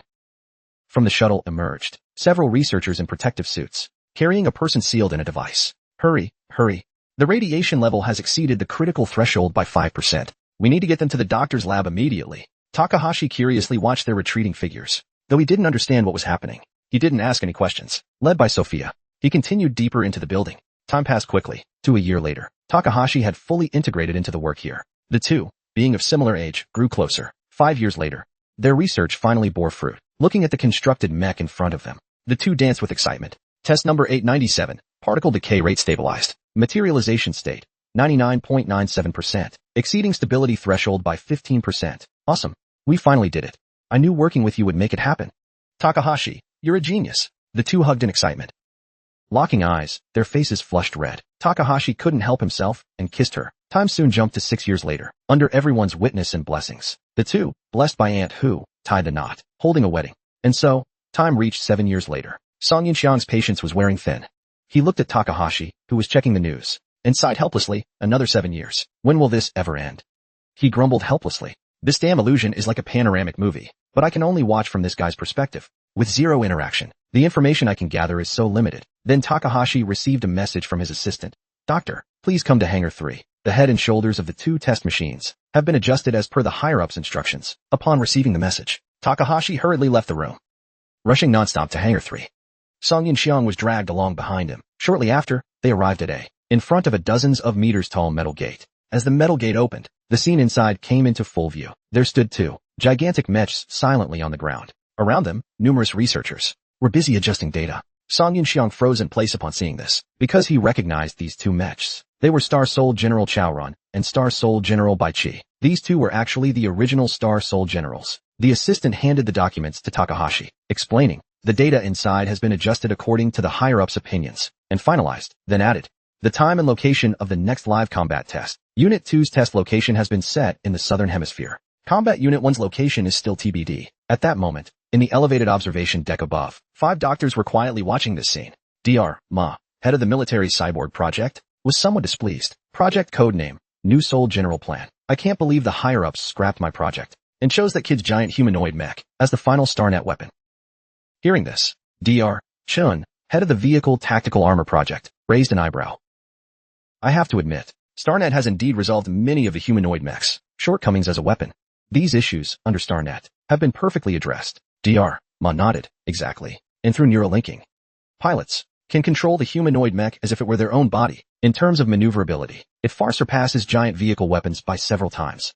Our 2 labs are not only confirmed to be shut down, but all personnel will be merged into the New Soul General Project. Though I'm reluctant, we have no choice but to accept it. Dr. Luo, head of the Android Tactical Weapon Project, overheard their conversation and offered a few words of comfort. I think the humanoid aspect is more important for another reason. A sense of self-identity. Imagine, if you could become a god, while standing upright.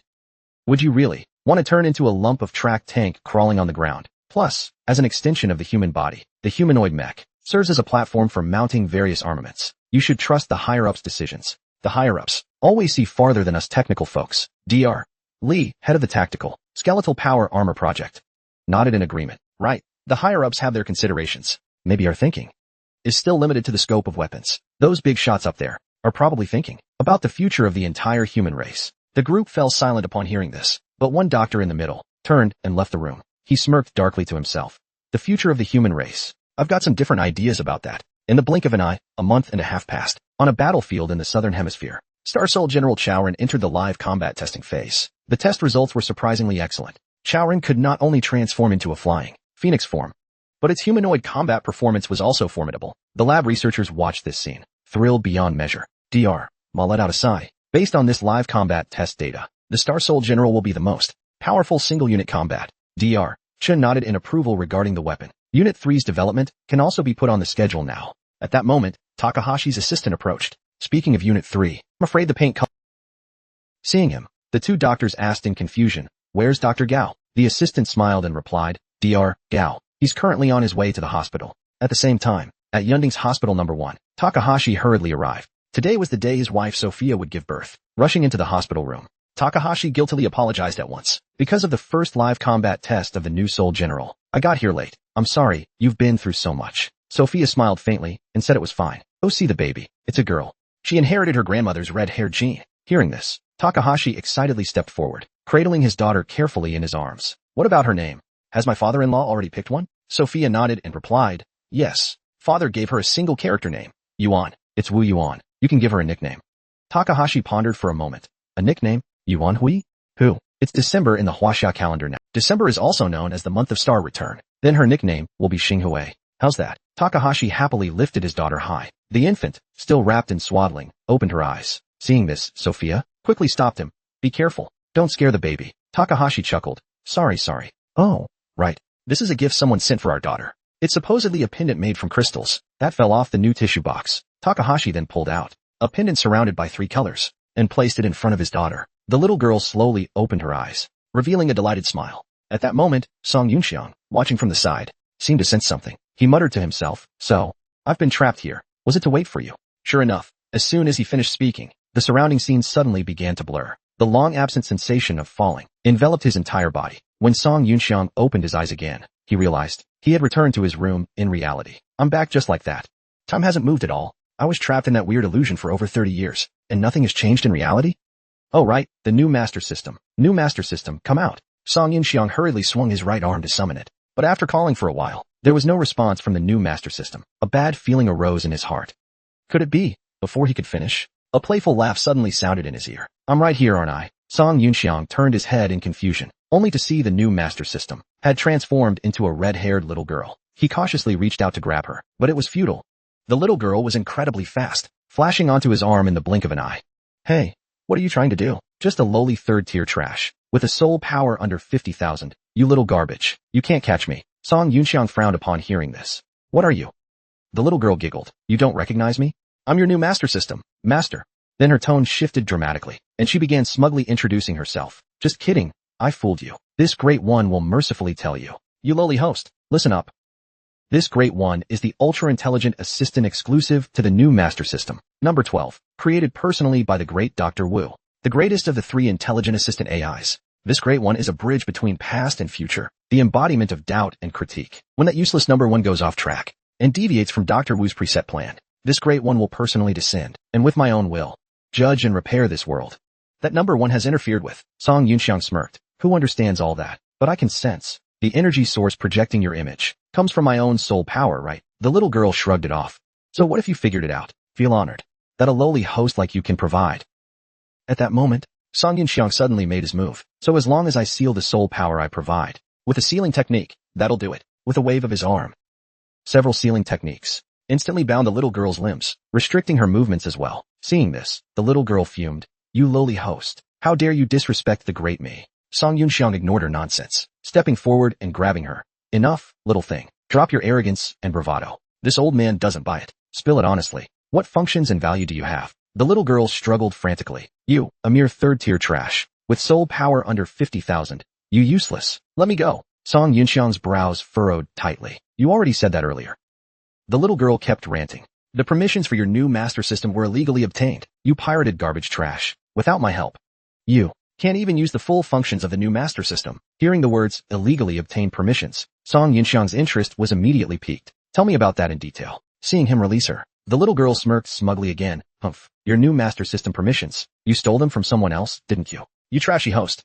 Song Yunxiang was puzzled, asking, stole them from who? The little girl shook her head. I don't know. The StarNet didn't leave any relevant records. Song Yunxiang switched questions. Then what is the new master system exactly? The little girl still answered, I don't know. What's the heart puppet plan? Don't know. I don't have the clearance to access that data. You don't know anything? Then what's the point of a trashy assistant like you? What use are you? Might as well cut off the soul power and forcibly shut you down. Seeing him about to act, the little girl hurriedly shouted, wait, this great one is very useful. Though I don't have clearance to access StarNet records, I can help you check the records left on your side. Huh. Song Yunxiang released the seals on her. What can you see?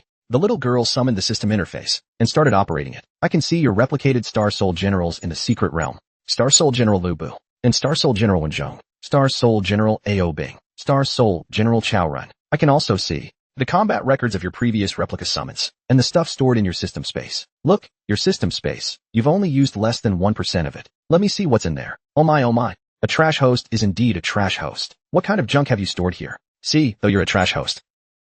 With the help of this great one's ultra-intelligent assistance, you can transform and dominate your peers, becoming an unparalleled great existence. Hearing her mockery, Song Yunxiang felt exasperated, then seemed to realize something. His eyes lighting up. Right? Since you're the ultra-intelligent assistant AI for the new master system, can you check the acquisition time and usage duration? Can those be tracked too? The little girl nodded. Yes, but she froze after looking at the results. Weird. The data doesn't match. The time the permissions were acquired, The activation time and the usage duration, they don't line up at all. It was clearly just activated. So how could it have over a folder's worth of usage time? Strange, something's off. There must be a glitch somewhere. Song Yunxiang naturally knew where the issue lay, but he didn't explain. Instead, he asked, then can you summon other Star Soul generals for me? Like Dong Yuan Master? The little girl replied, no, I can only that the host has replicated in the secret realm. The ones currently available are just these. Hearing this, Song Yunxiang gave her a look of disdain. So your existence is basically pointless. Utterly worthless, huh? Purely redundant nonsense. The little girl couldn't hold it together at this. You crude, insolent trash. How dare you? Compare this great one to something so vulgar. That's outrageous. Are you an idiot? I was clearly comparing your existence to redundancy. That's still extremely rude. As the ultra-intelligent assistant of the new master system, at the very least, I'm better than nothing. Wait, that phrase doesn't sound right. It should be pivotal. The utmost priority. Yes, absolutely critical. Indispensable. Song Yunxiang shook his head, somewhat wound-eyed. This thing doesn't seem very smart. Then tell me, what exactly? Critical assistance can you provide? The little girl grinned, and began listing them off like treasures. I can help the host predict danger, calculate and plan escape routes, create and manage storage space, crack the secret permissions of other mortals, and create replicated Star Soul generals. Hearing these functions, Song Yunxiang was utterly speechless. Aren't those just the basic features the original new master system already had? If you can't prove your irreplaceability, then I still think the emotionless original new master system was more comfortable to use. He began casting the ceiling formation again. The little girl immediately scrambled to operate the system. Damn it, how does this guy know so much about the new master system? No way, I have to prove my value as an ultra-intelligent assistant. Song Yunxiang smugly kept prodding. So far, I haven't seen you, as an assistant AI, create any value for me, the host. You've just wasted my soul power and words, huh? I don't know why that Dr. Wu who created you programmed such a useless AI. As far as AIs go, you're not even as good as Xiaolon. Xiaolon? Who's Xiaolon? You've got another wild AI besides me? Song Yunxiang ignored her, continuing to himself. Oh right, I could totally replace you with Xiaolon as the assistant AI for the new master system. Little thing, you seem useless to me. The little girl panicked and worked even harder. No. I have value. I can definitely create value for the host. Oh right, this Star Soul General Chao run, currently under data repair. I can allocate more processing power to speed up the repair process. Then you do have some use after all. How long will it take? How long do you think is reasonable? 3 days, maybe? Song Yunxiang smirked faintly. No, I'll give you just 3 minutes. Can you do it? 3 minutes? Well, this humble one will give it a try. Half an hour later, in the open area of the Song Mansion's eastern courtyard, Song Yunxiang was getting impatient. Hey, it's been 30 minutes already. Little thing, can you do it? Or not? Can I return you? I've set up the formation already, waiting to test Star Soul General Chao Ren. You're not going to tell me you can't, right? The little girl, panting from exhaustion. Strange, the data for this Chao Ren the host replicated.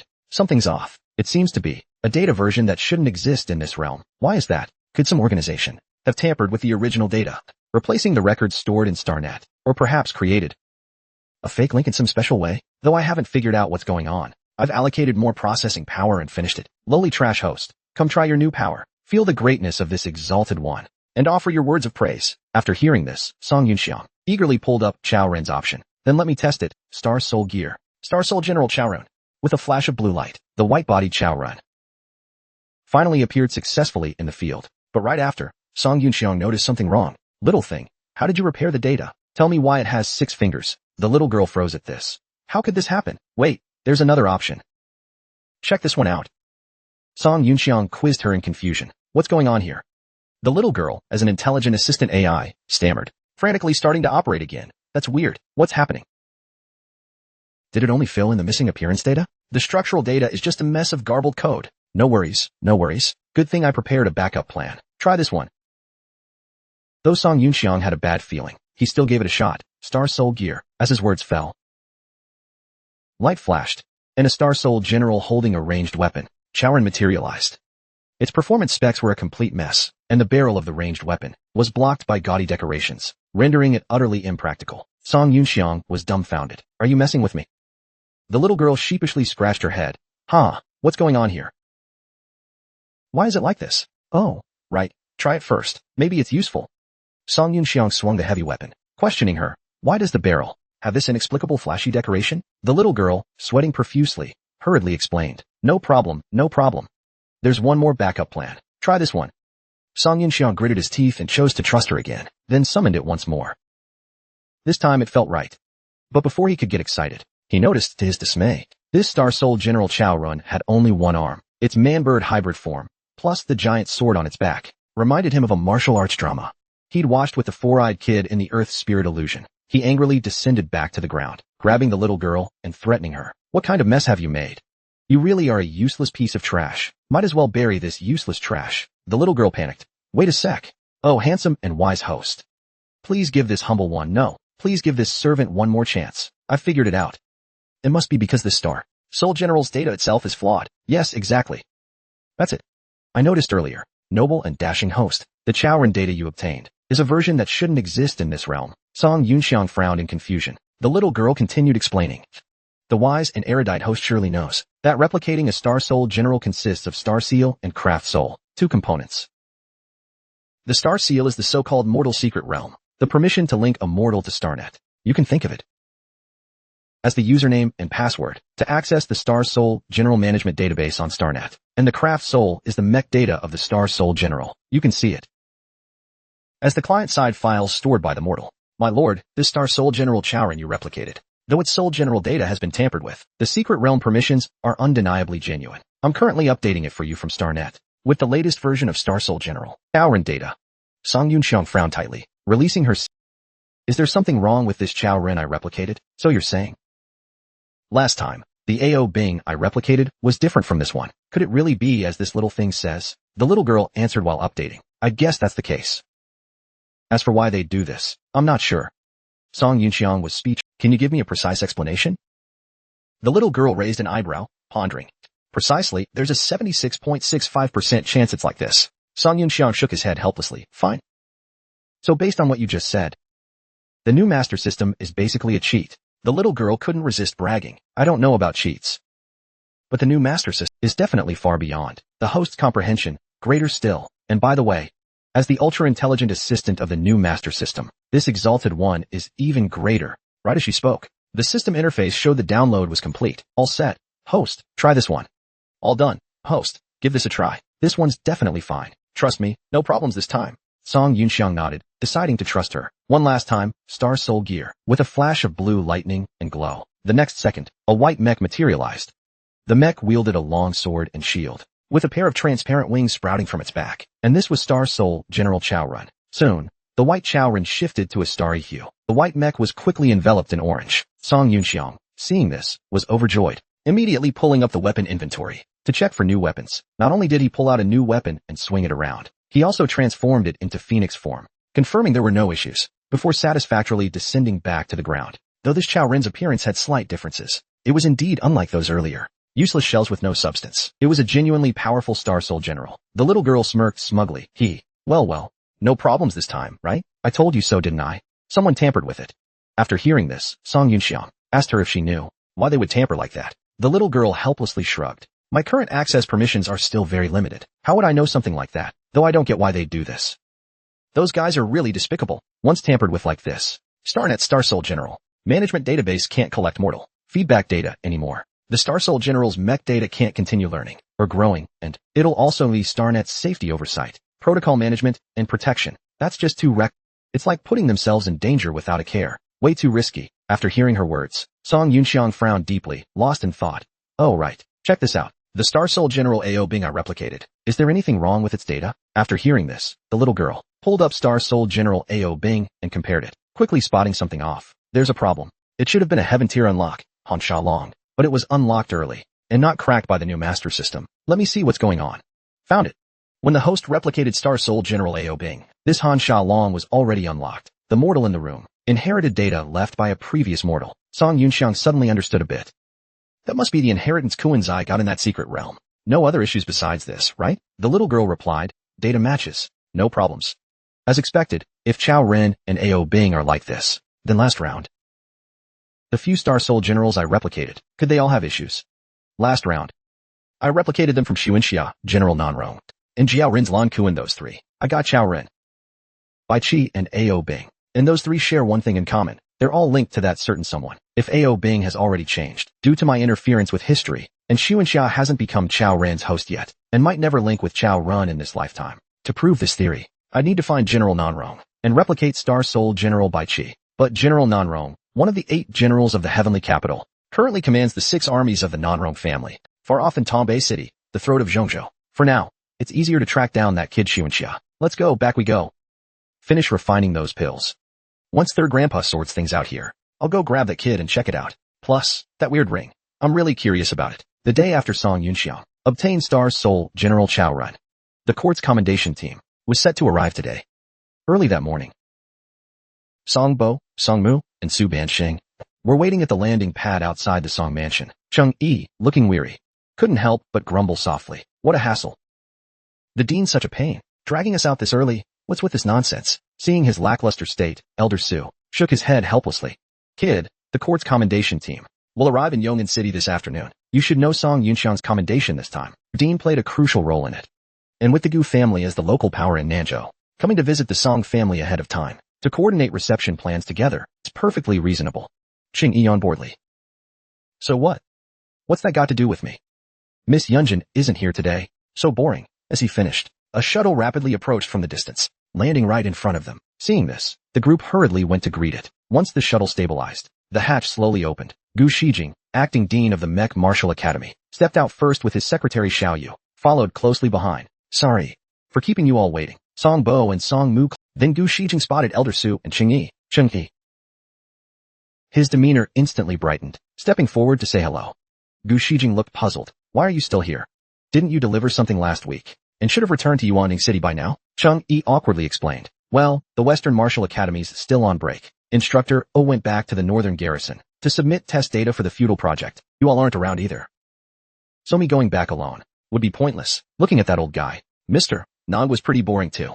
Hearing this, Gu Shijing was somewhat speechless. Alright, we'll talk about this later. With that, he turned to the old lady, stepping down from the shuttle. The old lady's name was Gu Ying, the current head of the Gu family in Nanzhou, her realm at the peak of heaven tier. Seeing the Gu family head, Song Bo and the others clasped their hands in greeting again. Gu Ying smiled faintly, stepping forward to exchange a few pleasantries. Then, led by the two, she headed toward the Song mansion. As she passed Elder Su, Gu Ying used a telepathic message to greet Elder Su. Long time no see. Are you well? Elder Su nodded, replying with a simple Though they communicated telepathically, their subtle expressions didn't escape Cheng Yi's keen eyes. Something's up. With my years of, wooing experience, I can sense a hint of nostalgia here. Who'd have thought? Elder Su and Dean Annie actually have a thing. And unbelievably, this old geezer's the one being chased. At the rear, Secretary Xiao Yu looked at Song Bo's personal bodyguard, Mei Dai, her eyes flashing with disbelief. That person looks familiar.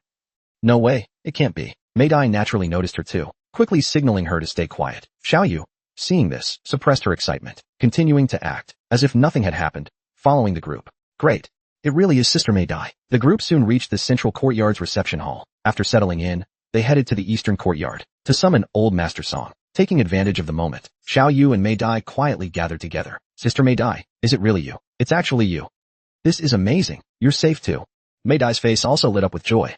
Yu Jiang, long time no see. You've grown up. Last time I saw you, you were just a plain little girl.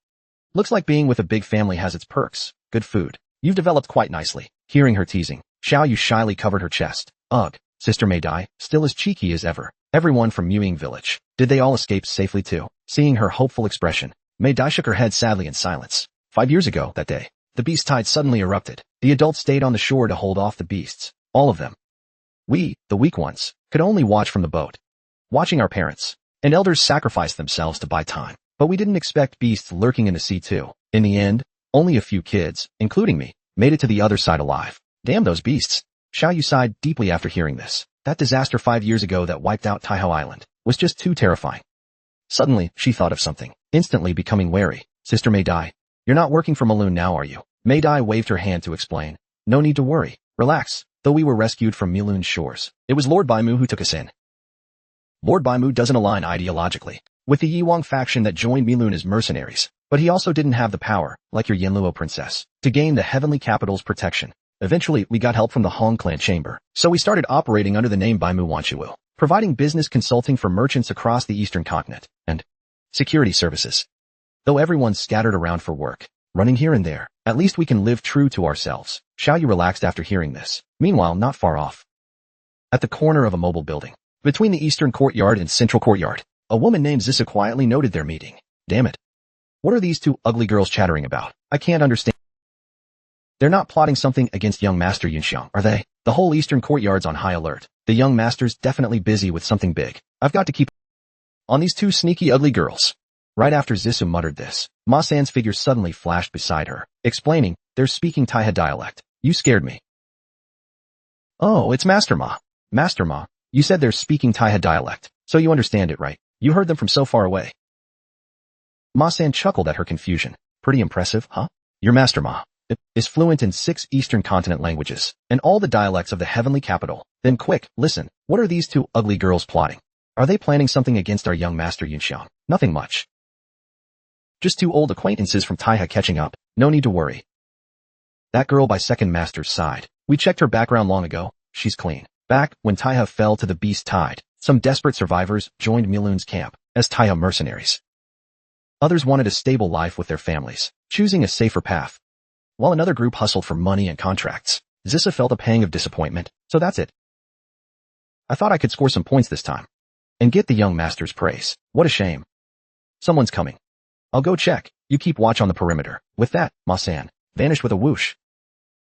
After he left, Zissou scratched her head, suddenly realizing something odd. Wait a minute. If they're just catching up, why do I feel like something's still off? After advancing to Earth tier, I realized this limping old geezer might be a deep, unfathomable character. And that one-eyed old guy who loves tossing cigarette butts everywhere. Why can't I, an Earth tier powerhouse, see through this old guy's realm? He couldn't possibly be stronger than me. The cultivation genius Lady Zissou, right? No way. A moment later, Ma San arrived at the main gate of the eastern courtyard, just as Song Mu happened to arrive there too. Where's the Marquis? The Gu family head has come in person. I'm here to fetch the Marquis. Hearing this, Ma San led him inside. Follow me. But just now, the Marquis personally ordered. The entire eastern courtyard is under level 1 lockdown. That old man's here. Song Mu understood immediately, knowing it must be something critical.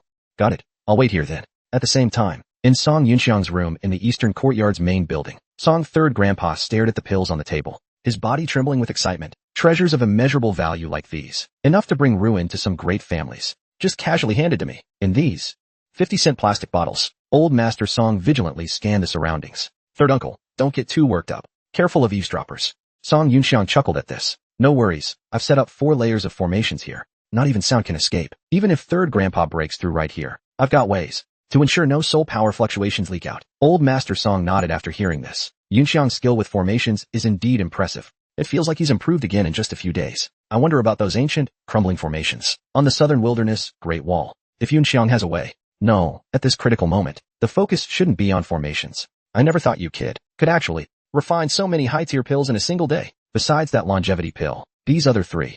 Song Yunxiang began introducing them one by one. Jade Skin Pill, Nialau Pill, Youth Renewal Pill.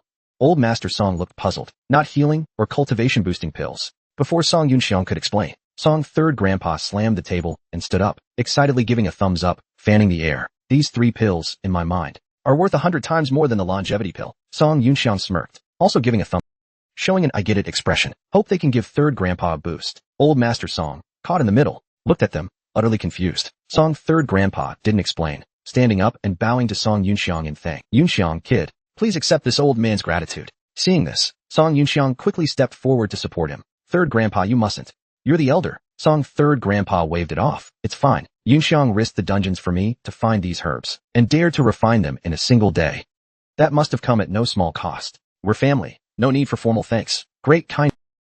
Though I don't have treasures to repay you now, I've heard, Yunxiang, you've always had a thing for women. In the heavenly capital in Zhangzhou, there should be some fine young ladies from noble families. After this is over, I'll go grab a few concubines for you to enjoy. How's that?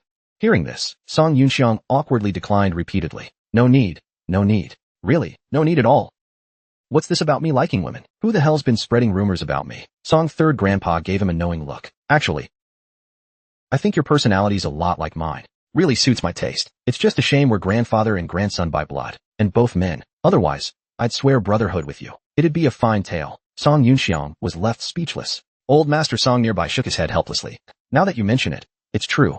Back in the day, third uncle, as Song Bingchuan, the lone wanderer, was a notorious flirt everywhere he went. With that love for stirring up trouble and watching the chaos unfold, that knack for mischief, Yunxiang and third uncle do share some traits. In certain ways, I just hope Yunxiang, by my age, can settle down a bit and not turn into an old rascal like third uncle with that childish streak. Then I'd have to kick myself out of the Song family. As Song third grandpa's words grew more outrageous, old Master Song couldn't help but step in to stop him. Time's precious.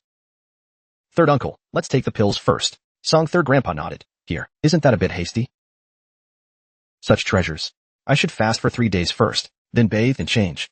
And call in a formation master. Song Yunxiang cut in. No need. Third grandpa, just take it here. I'll guard you. With my orthodox techniques, I can boost the pill's absorption efficiency, and take this chance to fix some of your hidden injuries. Alright, we'll do it your way. Let's get started then. With that, Song third grandpa opened the bottle with the longevity pill. As the cap came off, a rich wave of spiritual energy instantly burst forth. Song third grandpa took one out, then handed the bottle to old master Song. Jingzhong, keep these safe for me. Then he took a deep breath, suppressing his excitement, and placed the pill in his mouth. The moment the pill entered his body, Song third grandpa's entire form suddenly radiated a tremendous surge of spiritual power. The oppressive aura of Saint Tier cultivation swirled ceaselessly through the room. Old master Song carefully shielded the pills in his arms. Song Yunxiang took out a formation to prevent the aura from leaking out. Song third grandpa, in disbelief, looked down at his own hands. He could feel a powerful force within him, restoring his waning vitality. At that moment, Song Yunxiang reminded, sit calmly and regulate. Consolidate the pill's power. Song third grandpa immediately sat cross-legged on the floor. Following the instruction, Song Yunxiang then sealed the space around him with the formation in his hand. And soon after, the pill's energy overflowing from Song third grandpa was reabsorbed back into his body. This formation was based on the solid origin array, enhanced with cycles of reinforcement and repeated absorption, using orthodox inscriptions, boosting the longevity pill's absorption rate by 30%. Seeing everything settle, old master Song then handed the pills in his arms to Song Yunxiang, asking casually, can you take a look at those massive defensive arrays on the southern wilderness Great Wall and see if there's a way to repair them? Those massive defenses are formations from the Heavenly Empire era, built long ago, some of which failed centuries ago. Song Yunxiang nodded in agreement. Once I'm done with these few days, I'll head over to check. Old master Song. Then I'll leave third uncle in your hands for now. The commendation team arrives in Yong'an City tonight. The Gu family sent a calling card, saying they'd come early to discuss some matters. They're probably here by now. I'll go take a look. Song Yunxiang replied. Sure, don't worry. Third grandpa won't take long here. Old master Song waved and left the room. Stepping outside, he saw Ma San and Song Mu waiting at the door. Old master Song asked, have they arrived? Song Mu nodded. Yes. The Gu family head came in person. Hearing this, old master Song was mildly surprised. That legendary figure from Jin came personally. Interesting. Meanwhile, inside the room, Song Yunxiang checked Song third grandpa's recovery through the system. Pity third grandpa's missing his right arm, but repairing these hidden injuries first will at least restore him to about 60 to 70% his peak condition. Then, as if struck by a thought, he summoned the little assistant girl. Feeling needed, she instantly grew smug. Oh my, useless trash host. What does the great me need to mercifully help you with? Song Yunxiang leisurely leaned back. I'm taking a nap. This hidden injury repair job, I'm handing it over to you. The little girl gave him a mocking look. Trash host? Really such a trash host? Such a simple task still needs the great me. Song Yunxiang raised an eyebrow, deliberately taunting her. Less nonsense. If you can't do it, I'll get Xiaolon. If you won't, plenty of assistant AIs will. Oh, and later, I'll promote Xiaolon to K9, level assistant AI team leader. You can follow her around and take orders from now on. Hearing this, the little girl bristled. Don't even think about it. That leader spot is mine. It's just repairing hidden injuries, right? A mere mid-tier trash from the second or third stage. The great me will handle it perfectly for you. Song Yunxiang asked. Then can you regenerate the old man's missing right hand? The little girl flared up. What? Do you think this is a magic world? How could I create something from nothing? Even StarNet follows the law of conservation of matter, you know. Hearing this, Song Yunxiang used reverse psychology. You've got a point. Guess I'll ask Xiaolon later. If you can't, it's just you who can't. Maybe Xiaolon can. The little girl bristled at this. Who says I can't? With the right medical equipment. Extracting some tissue from this old trash, regrowing a limb is a piece of cake. But this method can't fix what your realm calls soul veins. But I checked past records. It seems that technique you use, called alchemy, that material recombination tech with the alchemy tree, can create spherical items to repair soul veins. Song Yunxiang muttered to himself. Soul vein repair, regeneration pills? The Eastern continent lacks alchemy traditions, but it's rich with spiritual herbs and medicines, while the Southern continent's the opposite. I should stockpile them as strategic reserves, buy up a ton and store them in the system space. The Hong clan chamber. I'll have to repay that favor eventually, but buying in such bulk might catch the Hong family higher-up's attention. Best if I can find someone controllable, right? Second uncle's concubine, Lady Zhao. Her family seems to deal in this business. Done thinking, Song Yunxiang curiously glanced at the little girl, asking if others could see her. She replied, no, right now, only you, trash host, can see me. Others will just see a fool talking to himself. Seeing her mocking expression, Song Yunxiang shook his head helplessly. Maybe I should promote Xiaolon with a raise. Let her reach the peak of love mastery. The little girl panicked. No. I'm already working so hard. At the same time, in the Lord's mansion of Yong'an City, in the boudoir of the neighbor's young lady, Xu Wenxia was cuddling with her, sleeping soundly, when the ring around his neck suddenly emitted a burning sensation. Xu Wenxia woke with a pain scream. Realizing something was off, he hurriedly dressed. The young lady yawned, confused. What's wrong, brother Xu Wenxia? You kept me up so late last night. How come you're up so early in the morning? Won't you stay with me a little longer? Xu Wenxia flashed a confident smile and replied, suddenly remembered something urgent. I'll head out first. If love is meant to last forever, why fuss over every dawn and dusk? Soon, I'll become a Star Soul General host, and when I earn a noble title from the court, I'll openly come to the Lin family to propose. After hearing this, Miss Lin showed a look of anticipation. Then, brother Xu Wenxia, once you become a host, don't forget the promises you made to me, okay? Xu Wenxia chuckled and reassured her. With my support by then, your father becoming the Lin family head will be a done deal. The Lin family will leap from a second tier to a first tier clan. I'm off. With that, he jumped out the window and scaled the wall to leave. Reaching a secluded, deserted corner, he hurriedly checked the ring on his neck. What's wrong? Why is old Du so frantic? Is something big happening? Then, a raspy, furious voice came from the ring. Trouble, big trouble. Star Soul General Chaoren. My Star Soul General Chaoren. Hearing this, Xu Wenxia quickly pressed. What's wrong with Chaoren? A reluctant reply came from the ring. Impossible, impossible. How could this be? That guy was supposed to run out of lifespan in a few days, and with my help then, your body could have become the next Star Soul General, Chaoren's successor. But what's going on now? Why is this happening? With Song Yunxiang's help, his lifespan nearing its end, Song's third grandpa finally took a longevity god-tier pill, and Xu Wenxia's dream of becoming a Star Soul host shattered because of it. Yet, unwilling to give up, he actually set his sights on Song Dunxiang's fiancée, Xu Wenxia, 19, a single, talented young man. The black ring around his neck was something he stumbled upon during an ancient resource recovery job. According to the seller, it came from some ancient resource site in Zhangzhou. Upon appraisal, this ring was likely a product of an ancient civilization from several eras ago. The voice from the ring was Old Du. Xu Wenxia saw him as a mysterious old man residing in the black ring. Old Du not only guided him to become a Star Soul Master, but also prophesied that Xu Wenxia would become Chaoren's host. With Old Du's help, Xu Wenxia rallied many freelancers in Yong'an City, forming the White Dragon Gang, throwing himself fully into the ancient resource recovery business, profiting off information and channel advantages. Starting from scratch, in just a few months, he became a rising star among Yong'an City's youth. An entrepreneur, now I can confidently navigate Yong'an City's major noble families and their heiresses. According to Old Du, Chaoren's current host's lifespan is nearly gone. Once that old geezer kicks the bucket, Old Du can help me become the host. Then I'll be like the heroes in those storybooks, not only with a court-granted title and saint-tier cultivation to back me up, but also free to charm a harem of beauties. Kiki, the fiery school belle heiress, the naive second-tier clan sweetheart, the aloof Ice Queen CEO, the sultry widow, deadly Taiho assassin, the cute twin-tailed nerdy girl. They'll all be mine, all mine by then. But now, me and my ring grandpa are facing the biggest crisis in a year. Xu Wenxia originally planned to head to the Song Mansion to scope out Song third grandpa's situation, but as he got close, he was spotted by the Song Mansion's servants. Get lost. This is Marquis Jiuan's Song Mansion, not some place any stray cat or dog can wander into. Xu Wenxia gave an awkward, sheepish laugh. Sorry, I got lost just now. The Song Mansion servants didn't buy it. Xu Wenxia awkwardly laughed and apologized. Sorry, I got lost just now. The Song Mansion servants naturally didn't believe him. Fooling ghosts? Quit the bullshit. Petty thief one. Clearly a good-for-nothing loafer at a glance. Come here again, and we'll break all three of your legs. We've got to be careful. There are VIPs visiting today, no doubt. Can't let a sneaky punk like this ruin our jobs and cost us our livelihood. Watching the two servants walk away, Xu Wenxia, after being humiliated, his eyes flashed with resentment. What Marquis Mansion? What Song family? Uffed, just gatekeepers, huh? Looking down on me like dogs. Wait till I become a host. I'll flatten this stump. Leave not a blade of grass standing. That's right, not a blade. Hey, Old Du. What realms were those too much just now? Old Du's voice replied helplessly from the ring. If you'd listened to me and trained hard these past few months, you wouldn't be getting pushed around by two servants. Xu Wenxia grinned confidently. Didn't you say?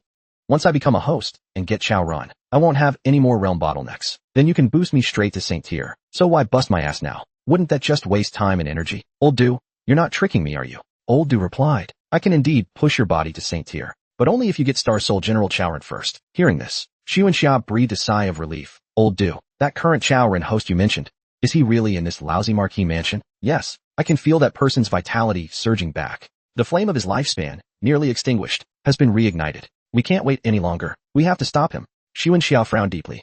But this damn mansion's security is beyond what I imagined. There's no way to get in. Wait a sec. I've got an idea. Miss Kong should have a way to get me inside. Old Du nodded after hearing this. Good, that's best. Remember, we don't have much time left. At the same time, in Yongin City's Jiwoo Academy dormitory, inside the classroom of Class 1, Year 3, Song Yunxiang's fiancé, Kong Xingxing, was chatting with classmates. Song Yunrui, the simp sitting in the back row, gazed dreamily at the goddess's back. Miss Xingxing today is as radiant and charming as the sun, but that damn Song Yunxiang, at the banquet a few days ago, made me lose face in front of Miss Xingxing. Now, as a disgraced failure, I'm no longer worthy to stand side by side with the goddess. I must defeat Song Yunxiang and wash away my shame. Just as Song Yunrui was stewing in frustration, a shout came from the classroom door. Kong Xingxing. Is Kong Xingxing from Class 1, Year 3 here? Kong Xingxing walked up to him after hearing this. That's me. Who are you? The classmate froze upon seeing her. Kong Xingxing, one of the 4 campus beauties of Jiwoo Academy. She's actually talking to me. She's so pretty. Her voice is so nice. She seems so gentle. Kong Xingxing instantly felt disgusted seeing his reaction, starting to rant inwardly. Smitten by my beauty, huh? Loser geek, say what you've got or get lost. Don't waste my time. Classmate, what do you want with me? The classmate snapped out of it, shyly pointing toward the school's back gate. Senior Kong, hi. There's a guy at the back gate looking for you. He said to come right away. Does this lady look like someone any random nobody can just summon at will? Though Kong Xingxing was annoyed inside, she maintained her goddess-like composure. Sorry, classmate. The break's almost over. I might not have time to go to the back gate. He said his name soon. Brother Xuanxia? Got it. I'll head over now. With that, Kong Xingxing rushed excitedly toward the school's back gate. The classmate, watching her leave, quickly shouted a reminder. Senior Kong. That guy didn't. At that moment, Song Yunrui, who'd been watching the goddess, followed her out. Tell me about the guy who just came for Kong Xingxing. A moment later, Song Yunxi strolled to the classroom door, stretching lazily. So boring. Might as well skip morning classes and nap on the roof. Wonder if Xiong Bro's back yet. Heard tomorrow that. Isn't that Kong Xingxing? That fake nice girl. Who's that guy outside? Watching Kong Xingxing meet Xuanxia. Song Yunxi perked up instantly, starting to watch the drama unfold with interest. Haha, juicy gossip. Wish that idiot Song Yunrui could see this too. This Xuanxia, coming to Jiwoo Academy to find her. Kong Xingxing dashed eagerly to the school's back gate. Brother Xuanxia, why'd you come to school to find me? Over here, this spot's more discreet. Don't let other teachers or classmates see. Kong Xingxing tried to pull him away as she spoke, but Xuanxia brushed off her arm with a huff. Why's your communicator off? If I could have reached you, would I have come running here? Seeing Xuanxia's angry look, Kong Xingxing froze, then hurriedly explained. Sorry, Brother Xuanxia. School rules say we have to turn it off during class time. Sorry, Brother Xuanxia. You came to find me so urgently. It must be something really important, right? Don't be mad. Xuanxia struck a cool pose, closing in dominantly. It's fine. I'm not blaming you, babe. I was wrong just now. I shouldn't have snapped at you, but I really have an urgent matter. I need your help with something. Kong Xingxing was completely smitten by him, her heart fluttering wildly. Brother Xuanxia. My brother Xuanxia is so handsome. Even when he's mad, he's so manly. I want to be conquered by him again. Brother Xuanxia, tell me what you need. I'll do anything. Xuanxia smiled faintly. Can you take me to that Song family marquee mansion, or whatever? I want to go in and find someone. You must have a way to make it happen, right? The Song family? What's Brother Xuanxia going there for? To find someone? Could it be Brother Xuanxia found out? He's going to personally deal with that damn Song Yunxiang. Brother Xuanxia's doing this for me. He's so I could cry. As Kong Xingxing. Since the chaos reached its peak, Xuanxia slowly approached, pressing a finger to her lips. Shill. Don't ask about a man's business. Women shouldn't butt in. Just help me get inside. That's all. Kong Xingxing nodded obediently, quickly dialing Kong Zheng's number. Okay, I got it. Don't worry, Brother Xuanxia. I'll talk to Grandpa right now. He'll take you in. Hey, Grandpa, can you help Xingxing bring a friend to the Song family? Xingxing's friend is obviously a decent person. How could you say that? Just as Kong Xingxing finished speaking, Kong Zheng's angry rebuke came through the phone. Don't even think about it. Kong Xingxing, I'm telling you right now, these next few days, the Song family has important guests. If you mess up young Master Yunxiang's big plans, I'll personally skin you alive.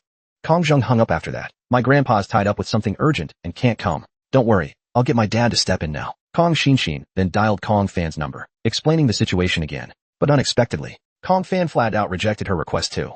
No way, Xingxing. Listen to me.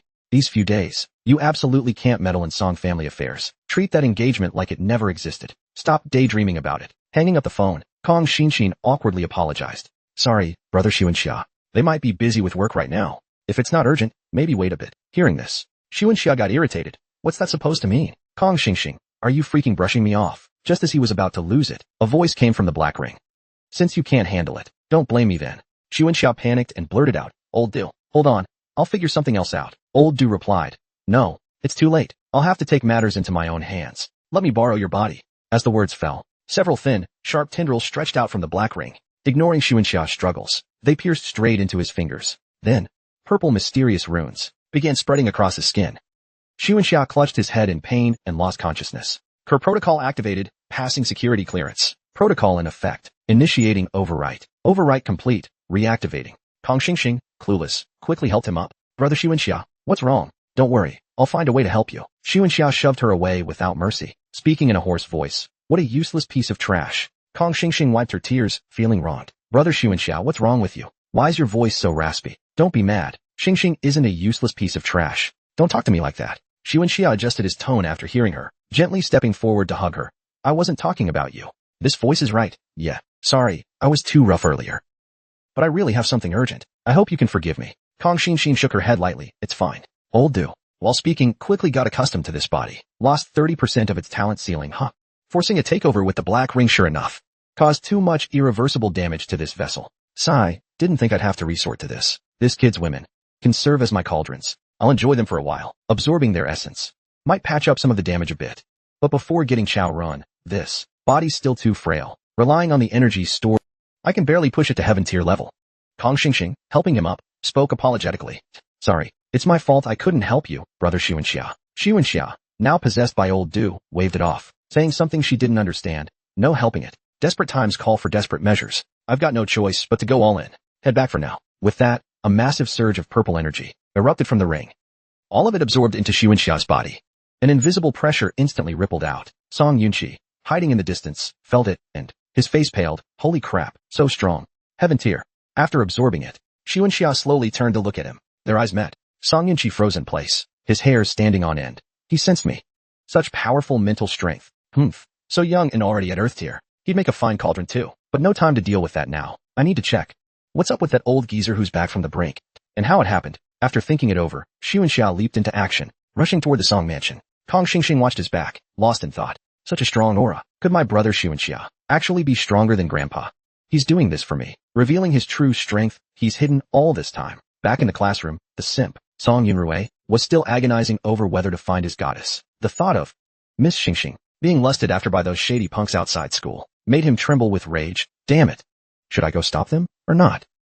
Two flowers bloom, each on its own branch. Meanwhile, in the Song Mansion's central courtyard reception hall, old Master Song politely greeted the Gu family head, exchanging pleasantries. Once everyone was seated, old Master Song stroked his beard, chuckling lightly. Didn't expect the Gu family head to show up in person this time. Guing slightly clasped her hands. Marquis, you're too kind. The court's come to Nanzhou to reward a host. The Gu family of Nanzhou shares in the glory, and young Master Song's a standout among his peers. He made great contributions in the battle at Yuanding City. The Marquis has a fine grandson. Old Master Song waved modestly after hearing this. Oh, not at all. That grandson of mine, Yunxiang, was a wild child growing up. His achievements this year at Jiwu Academy are thanks to Dean Gu and the guidance of all the teachers at Jiwu Academy. Hearing old Master Song give credit to himself, Shi Jing quickly clasped his hands. It's all due to the Marquis's strategic brilliance. Shi Jing and my colleagues dare not take the bow. Young Master Yunxiang has exceptional talent and deep fortune. His future is boundless. 3 marquises in the Song family are just a matter of time. Old Master Song sipped his tea and glanced at him. Dean Gu, I've long heard you're called a female Zhuge Liang. I'd love to hear your insights. The two then began chatting back and forth. Qingyi, watching from the side, found it dull. These big shots always talk in circles, probing each other endlessly. It's such a waste of time. Can't they just be straightforward? Oh, those two are young ladies. Could they be twins? So jealous. At the same time, not far from the Song Mansion's eastern courtyard, Xuanxia's figure appeared.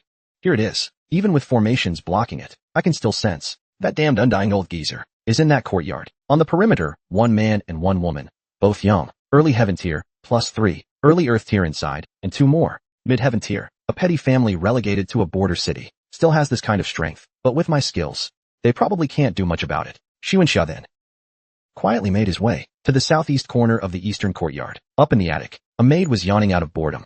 This one looks honest and dumb. I'll go in through here. Deciding on his plan, Xuanxia channeled his energy, silently scaling the outer wall into the courtyard, unaware he'd already been spotted. Ma Jinhua, hidden in the formation, quickly reported this to Song Yunxiang. Young master, just as you predicted, that guy really snuck in. Song Yunxiang smirked. Good, got it. He then contacted Ma San and Xia Beijia. Uncle Ma, Uncle Bei, the prey's in the trap. Get ready. How's it going over here? The little girl, hearing his question, replied, all done. I'm exhausted. Song Yunxiang nodded after hearing her, then stood and walked out of the formation. All right, let's go, guests here. Outside the room at that moment, Ma San and Xia Beijia simultaneously eased their guard a bit. Xu Wenxia quickly found his way here, looking at the two with a confident smirk. These losers probably didn't even notice me. Guess I was too cautious before. It's in this building. Chow Run, my Chow Run. Last time I tried to take your body, didn't expect you to escape by cutting off your arm. After retrieving only part of Chow Ren's data, using my sense of Chow Run, it took me over a decade, jumping between bodies to get here. Heaven didn't let me down. I actually found one of the next suitable hosts for Chow Ren. I thought, as long as I waited for that old dog's lifespan to finally burn out, this young body could inherit Chow Ren. And I could sit. But I didn't expect a twist. No idea why. That old dog's lifespan not only reignited, but no matter. I can come and go here like it's nothing. What's there to fear? Xu Wenxia pushed the door open confidently, but suddenly, a hand shot out, grabbing him by the neck. Seeing who it was, he was instantly dumbfounded. What? How's this possible? No way. You're just a measly earth tier. Song Yunxiang looked at him with a cold smirk. Nice boasting. But don't bother next time, alright? Now's the time to shut the door and beat the dog. With a snap of his fingers, multiple layers of formation barriers instantly enveloped them. Realizing the danger, Xu Wenxia struggled violently. Impossible. Damn Spirit Guardian clan. Why are they here? Damn it, my power's being suppressed by the formation. Song Yunxiang looked at him playfully. Spill it. Who are you really? Sneaking into my Song Mansion's eastern courtyard. What are you up to? Xu Wenxia didn't answer. After a brief panic, he quickly calmed down, grabbing Song Yunxiang's arm in return, a sneer creeping onto his face. So what if you've suppressed my power with a formation? Black ring. Invade his mental world. With a flash of white light, Song Yunxiang lost consciousness. When he opened his eyes again, he realized he was in an unfamiliar space. Where am I? Black ring invading the mental world. Those were the last words I heard, before I blacked out. Is this the power of that weird ring? It actually pulled me into his mental world. Just as Song Yunxiang finished speaking, a hoarse voice reached his ears. No, you're wrong. This is your mental world. I'm the one who invaded yours. Song Yunxiang spoke calmly. Oh, so this is my mental world. You do have some tricks. What should I call you, sir? This soul power fluctuation. No doubt about it. It's the same one I sensed from that black ring. And from the last cycle, when I copied it to that Xu Wenxia who inherited Chow Run. It's nearly identical. Old Du looked down at him condescendingly. You can call me Old Du, kid. You're pretty calm about this, huh? This kid can stay so cool and collected. Whether it's mental strength, physical power, or cultivation aptitude, he outshines that useless Xu Wenxia by 1,000-fold. Too bad he's not a host, or he'd be the perfect vessel for me. Song Yunxiang probed curiously into his background. Where are you from, sir? And what's your goal? Old Du gave a vague reply. I just want to take back what's rightfully mine, that's all. And you, kid, who are you? Why do you know the Spirit Guardian's secret techniques? So you don't even know who I am? The ceiling formation? I stumbled upon it. I've got no ties to the Spirit Guardians. What's that? Do you know them, sir? Old Du shook his head. Whether you're a Spirit Guardian or not, or from the Eastern Continent, it doesn't matter to me. Kid, I see you've got some talent. You're worthy of being my disciple. If you take me as your master, and serve by my side from now on, following my every command, I not only will forgive your earlier offense, but also teach you everything I know. Hearing this, Song Yunxiang sneered. You seem kinda weak, sir. What's worth me taking you as a master? Old Du was provoked. An invisible pressure surged like a tidal wave, bursting forth instantly. Such insolence. How dare you look down on me? I was a Saint-tier powerhouse 400 years ago. The original host of Star Soul General Chow Ren. Song Yunxiang gauged his cultivation realm. Through the pressure, Saint-tier, 6th layer. Old Du grinned smugly. You've got some insight, kid. So how about it? Take me as your master. I'll pass down 40 years of combat experience, and guide you straight to the mortal realms. Pinnacle, the half-life realm, or I'll erase you in this mental world. As easily as squashing an ant. Hearing this arrogant spiel, Song Yunxiang was speechless. Alright, I thought you were some big shot. Turns out you're just a measly Saint-tier, 6th layer small fry. Bragging about 40 years of combat experience? Hilarious. My last life got stuck at Saint-tier 12th layer. Couldn't break into the next tier, so I went lateral, hitting 13, 14, 15. Lost track of how many layers I broke through after that. And as for experience, I've got over 100 years of work history combined. Why am I even comparing myself to this small fry? Old Du glared. You insolent brat, daring to mock me before a Saint-tier powerhouse. You won't cry until you see your coffin. What a waste of my good intentions. My generosity. I'll rip your soul from your body and trap it in the black ring to torment day and night. Let's see if you can still be so tough then. With that, he channeled his spiritual energy, forming a giant hand to grab at Song Yunxiang. Song Yunxiang didn't flinch. You just said, this is my mental world, right? With a light flick of his finger, a formation barrier appeared out of thin air, instantly encasing Old Du and the giant hand. Old Du was stunned. Damn it. Something's off with this kid. How can he still use power? In the mental world I invaded, Song Yunxiang didn't waste words, controlling the formation barrier to shrink rapidly. Seeing himself about to be trapped, Old Du got serious. Fine then. Don't blame me for not holding back. Come forth, my star soul, General Chaorun, with blinding light flickering.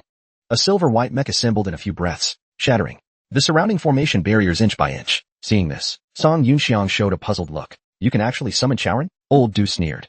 I'm the original host of Star Soul General Chaorun. In this mental world, I can do whatever I want. Is that so? Then I should be able to summon too. My Chaorun. Song Yunxiang spoke, focusing his mind, manifesting a bizarre version. Chaorun with 6 fingers. Old Du was utterly dumbfounded. How do you have Chaorun? No, what kind of Chaorun is this? Song Yunxiang ignored him, turning instead to the little girl who appeared alongside Chaorun. Isn't this my mental world? How can you be here? The little girl grinned smugly. A measly trash host's mental world. Of course I can come and go as I please. Oh my. Why'd you summon my version of Chaorun? Host? Didn't you say this one's all flash and no? Song Yunxiang casually explained. It's a rare chance to mess around, right? At that moment, Old Du, wielding his weapon, launched the first attack. How can there be such a ridiculous Chaorun? No way. I don't believe that's Chaorun. Die. Song Yunxiang met him head-on without fear. All flash and no substance. So what? Can't beat the fact I've got cheats in my mental world. I can tweak the stats however I want. Bang! The giant mech and weapon collided, echoing deafeningly. After a brief separation, they clashed again, trading dozens of blows in a few breaths. But in combat experience, Song Yunxiang had the edge. Seizing an opening, he grabbed the opponent's longsword, then threw a fierce, black tiger heart gouge with his left hand. Old Du dodged sideways in a panic, then leaped upward, jumping into midair to gain distance. Seeing him try to flee, Song Yunxiang flapped his wings to give chase. But an awkward moment ensued. The wings didn't budge, like they were just for show. What did this Chaorun can't fly? Old Du, midair, noticed the oddity. A Chaorun that can't fly? What kind of Chaorun is that? Die. He gathered energy into one spot, aiming at Song Yunxiang's position, firing several shockwave beams. A deafening explosion followed. Thinking he'd landed a hit, Old Du smirked triumphantly. Now you know my power, kid. Before he could finish, he suddenly sensed something wrong. Turning his head, he saw Song Yunxiang, now in his starry Chaorun form, appearing behind him out of nowhere. Song Yunxiang swung his phoenix bell chain sword fiercely. Old Du couldn't dodge in time, screaming as he tried to retreat again. But before he got far, Song Yunxiang's flung chain sword wrapped around him. Immobilized, he crashed heavily to the ground. After the dust settled, Old Du, battered, stared at the mech hovering toward him. He couldn't fathom why Song Yunxiang, a mere earth tier, was so strong. Starry Chaorun. Could this be the starry color? A starry Star Soul General? I remember the doctor once said, starry color is a trick to fool Starnet. A special disguise only replicants with the Star-Lord system of Star Soul Generals can have. Star-Lord system? Could it be the doctor? Thinking this, Old Du shouted desperately, Doctor, are you controlling this vessel? It's me, Little Du. Little Du. Seeing his frantic state, Song Yunxiang was baffled.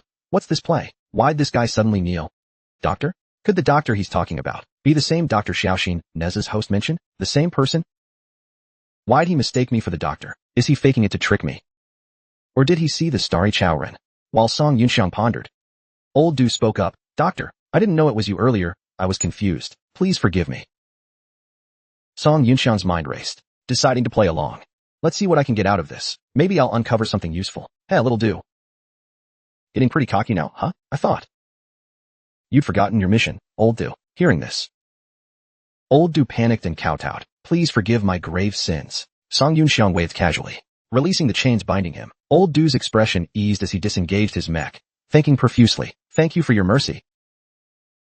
Then knelt obediently on the ground. Song Yunxiang glanced at the little girl nearby, asking, in the mental world, others can't see you, right? The little girl huffed indignantly. As long as I don't want to show myself, I can stay invisible anywhere. What? Afraid I'll embarrass you, trash host. Song Yunxiang chuckled. Good if they can't see. Then I'll disengage my mech too. Let's see what this guy's hiding. With that, he disengaged his mech and landed before Old Du. With that, he disengaged his mech and landed before Old Du. Little Du, do you still remember what I told you? Hearing his question, Old Du prostrated himself, respectfully replying, your orders are etched in my heart. Really? Then why are you still so reckless? No progress all these years, Little Du? My fault. Please let me explain. The Earth Spirit battle. That traitor set a trap to bind you, specifically waking me from my slumber in the Black Ring. But sadly, the vessel I took over was too weak. I couldn't reclaim Chaorun smoothly. Later I learned, you activated the Gate of Transience to escape. Those traitors got sucked in, perishing in the spatial turbulence. For the decade plus you vanished from the Eastern continent. I tried everything to reclaim Chaorun, but stuck in the Black Ring. I was alone and weak. I had no choice but to wait patiently for this generation's Chaorun host to burn out their lifespan. After years of hardship, I finally found one of the potential next hosts for Chaorun. One of the suitable candidates. Everything was going according to plan, but for some reason, that old geezer's lifespan reignited, forcing me to take a risk. Which is why I ended up here, offending you. And this vessel of yours now seems rather unremarkable. I never would have thought it was you, Doctor, back in a vessel. Could the Doctor switch bodies at will? Unremarkable. What, do you think I, the Doctor, looked more dashing before than I do now? Hearing dashing, old Du froze. Doctor, every time you appeared before, it was in a bronze-skinned female vessel. I've never seen you use a male one. Song Yunxiang inwardly cursed. Oh no, the Doctor was a woman? Damn, too many words lead to mistakes. Old Du also sensed something off. Wait, yeah. The Doctor always used red-haired, blue-eyed female vessels. Oh no. Seeing the starry Chowren earlier, I got excited and careless. Didn't even think of the other possibility. Even if the Doctor didn't recognize my face, how could they not know my Chowren? But before the fight, this guy's reaction wasn't like the Doctor's at all. But why does he have a starry Chowren? Could it be something other than the Star-Lord system? No, this is his mental world. If he's seen a starry Chowren before, it's not impossible. He could have conjured it with strong enough mental. Old Du realized this guy might be impersonating the Doctor, and immediately grew wary. By the way, Doctor, I just remembered. 400 years ago, when you granted me Star Soul General Chowren, you used that long-haired vessel. It was quite extraordinary. But compared to this vessel you're in now, they should be on par. Song Yunxiang quietly deployed a formation barrier, step by step closing in. 400 years ago, huh? This guy's setting traps in his words to bait me. I said earlier I was Chow Ren's original host. Now he's saying the Doctor granted him Star Soul General Chowren. Long hair and all. Some extraordinary nonsense. Looks like I can't bluff my way through anymore. Getting within range. Song Yunxiang immediately unleashed the formation barrier. Old Du, already prepared, dodged to the side. Little Du, why are you dodging? Are you doubting me, the Doctor? You're not the Doctor at all. Black Ring, disengage the invasion. Get me out of this mental world now. Just as the barrier was about to trap Old Du, a mass of black mist suddenly sucked him out. As he vanished, Song Yunxiang's mental world began to distort. He smirked. Escape back to the real world, huh? No worries, you won't get far out there either. Moments later, in the real world, the two who'd lost consciousness regained the light in their eyes simultaneously. Old Du didn't hesitate, quickly detaching his consciousness from Xuanxia's body, re-entering the black ring. The black ring then morphed into a four-legged machine and started to flee. Damn it. I'll have to abandon this body for now. Didn't think I'd get fooled by that guy earlier. What was I thinking? The Doctor's an omnipotent, godlike being. The Doctor's power, Star-Lord system, Star Soul General. How could it be stolen by anyone? What a joke. Old Du controlled the black ring to leap toward the barrier. Its four long legs turned into spikes, piercing the barrier, escaping outside. But as soon as he emerged, he was hit by 3 sudden projectiles. Old Du inside the black ring stumbled, crashing to the ground. The one who threw the projectiles was Ma San, who'd been waiting outside. How's that possible? There's another expert here. Unwilling, Old Du tried to flee in another direction, but before he could crawl a few steps, Xiao Beija flicked a cigarette at him, pinning Old Du to the ground. Damn it, another heaven tier. If only I could regain my peak strength. Otherwise, mid-sentence. Several formation barriers suddenly enveloped the ring. Old Du controlled the ring, thrashing left and right, trying to break free of the formation's grip. But no matter how hard he tried, it was futile. Then, the three gathered around, watching Song Yunxiang pick up the ring. Xiao Beija warned, "Young master, be careful. This thing's a bit strange." Song Yunxiang replied, "No worries. I've already sealed it with a formation. It should be fine." Old Du gave up struggling. After seeing Ma San and Xiao Beija's faces, he couldn't help but gasp. I feel like I've seen these two somewhere before. I think I've encountered them. It was that battle over a decade ago. The Doctor ordered me to guard outside the Imperial Tomb's secret realm, but I failed to take over Chow Ren's host. He escaped by cutting off his arm. No idea how much time passed, or how the battle in the secret realm ended. I just remember the Doctor's last message. He said he activated the gate of transience in the secret realm, sucking everyone inside, telling me to escape and wait for his return. Logically, no one should have survived the Earth Spirit secret realm. That's how it should be. But not long after that message, the secret realm's entrance was reopened, and these two guys seemed to have been among the survivors. Those who didn't get sucked into the spatial turbulence. Besides them, there were 2 kids, I think. But my memory's a bit fuzzy. Song Yunxiang didn't catch Old Du's words, only hearing his muttering. He frowned and spoke up. "What are you muttering about? Can't you speak up?" Old Du sighed heavily. If it weren't a last resort, I really didn't. Such a perfect vessel. The original plan was to switch vessels, building up affinity with Chowren over time, eventually breaking the limit. That way, I'd reach the threshold of divinity sooner or later. Didn't expect the plan to fail right at the start. Interrupted by this unremarkable ordinary mortal, not only losing massive potential, my plan to build affinity through taking Chow Ren's host got derailed too. But now there's no other choice. Song Yunxiang closely examined the ring, vaguely sensing the other's ill intent. "Are you thinking something rude?" Old Du smirked confidently. "Arrogant youngster. Do you really think the Phoenix Bell formation is invincible?" Song Yunxiang stared at him coldly. "What? You think you can still escape? Or maybe You want to drag me back into the mental world for another beating? Old dude didn't respond, directly controlling. 4 spikes to pierce Song Yunxiang's fingers. You'll pay for your arrogance. That price? Is this unremarkable body of yours mine now? Black ring, activate the core protocol. As his words fell, strands of black mist surged from the ring, flowing into received offline backup consciousness upload request. Core protocol activated. At the same time, in the deepest part of Song Yunxiang's mental sea, an aged version of him slowly opened his eyes, noticing the data invading his consciousness. He grew intrigued. This time, it bypassed the outermost virtual mental sea I set up. Interesting, this is... The little girl materialized on her own. Oh my. Oh, trash host. Huh? My trash host. Why does he look different from before? This mental world's off too. He was clearly panicking earlier. Song Yunxiang explained casually. What you saw before was just an outer layer I built with a formation, one of the virtual mental seas. A decoy mental world set as a trap. The little girl froze at that. One of the virtual mental seas? So the trash host is actually this badass? Song Yunxiang waved it off. No big deal. Just a little trick to defend against mental attacks. Wait, hold on. This form of yours, Master Host. Your combat powers reached an indescribably terrifying level. And what's this realm? The second stage's cap should only be 2 to 12. But, could this be your true strength, Master Host? Mid-sentence, the invading consciousness above suddenly froze. Song Yunxiang looked at the little girl, puzzled. Did you do that? Don't mess around. The little girl panicked. No, I didn't do anything. Wasn't it you, Master Host? Song Yunxiang shook his head. I didn't do anything either. I wanted to see how far this guy could go. Those images must be memory fragments he's already uploaded. Why'd it stop? What's going on? What's happening? As Song Yunxiang puzzled over it, old Du stalled invasion suddenly received a prompt. First error warning. Error warning. Security clearance failed. Upload denied. Protocol forcibly terminated. Current version of core protocol lacks sufficient permissions. This vessel's security level exceeds current version. Unable to upload offline backup consciousness into this vessel. Hearing the prompt, old Du showed disbelief. How's that possible? Immune to the core protocol? A vessel that can't be taken over? Are you a monitor? A monitor? In the ancient civilization of the Imperial Tomb era, divine emissaries created by the gods themselves. In this era, they're called the Spirit Clan. After his shock, old Du quickly realized something was off. Why does this guy look like an old man now? Could he be like me, just then? Song Yunxiang's figure vanished with a whoosh. Old Du sensed trouble. Oh no, Black Ring, get me out of here, quick. Wanna run? Too late. As Song Yunxiang spoke, he appeared right in front of him. His formation barrier, pinning old Du in midair. The little girl hurriedly followed Song Yunxiang, then grabbed old Du by the neck. Tell me in detail. What's this monitor you mentioned? What else do you know? Old Du frowned. No way. They say, each era only has 3 monitors. You're definitely not one of them. Maybe. You just gained some abilities similar. Immunity to the core protocol. Did the mortals of past eras not only create offline devices like the Black Ring, but also something to counter such devices? His words left Song Yunxiang baffled, slapping him hard across the face. Answer my questions. Old Du, piecing it together, was furious, muttering to himself, can't believe it. How did I run into this? Starry Chow run and immune to the core protocol. Just my luck. Seeing his rambling nonsense, Song Yunxiang slapped him again.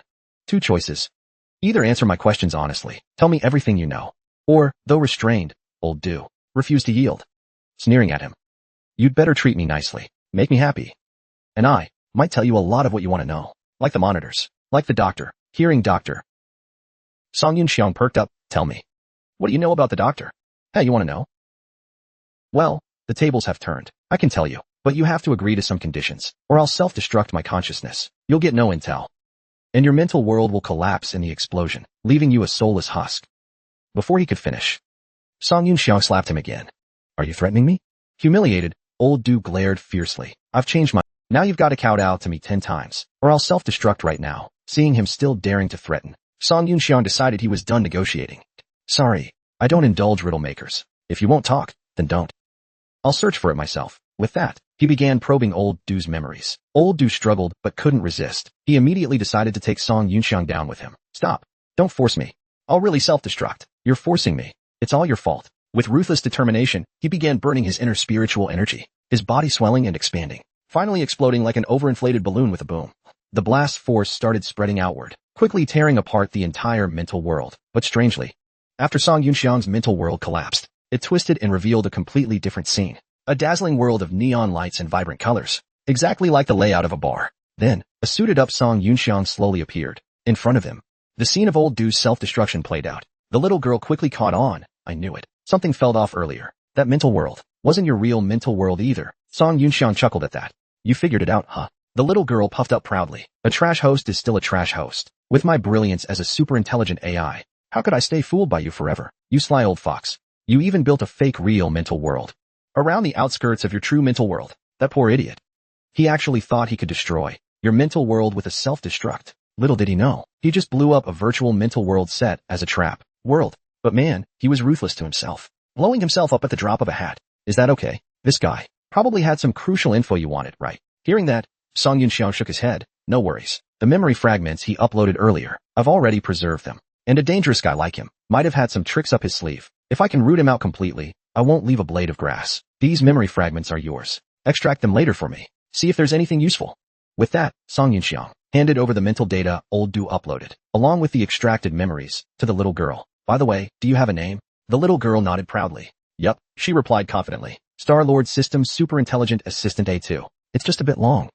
Got anything simpler? She shrugged at that. For a name, you can just pick one. Host. I don't mind. Any name's fine by me. I'm not picky. Song Yunxiang thought it over seriously. Alright, dog egg. Good thing you don't mind. The little girl burst out laughing, then froze in place. Wait, what the hell's dog egg? No way. No way. How can you name the great me something like that? No way, absolutely not. How about Air Zai then? No. How about Tongzi? No. Air Tong then? No. The little girl went ballistic. Song Yunxiang looked at her helplessly. I'm out of good names. Nothing works for you. Naming's stressing me out. Wait, since you're a super intelligent AI, why don't you suggest some names for me to pick from? The little girl fumed. I knew it. You trash hosts are unreliable. Fine, I'll analyze your behavior data and calculate some recommended names. With that, she got to work furiously. Alright, host. Pick one of these names for me. Hurry up, you useless trash host. Song Yunxiang turned to look and was instantly speechless. The options were Super Sexy, Emperor Red Phantom Slayer, Universe Invincible Thunder Flash Red, Diamond Little Red, Big Red, Old Red, and the wildest one, Mommy.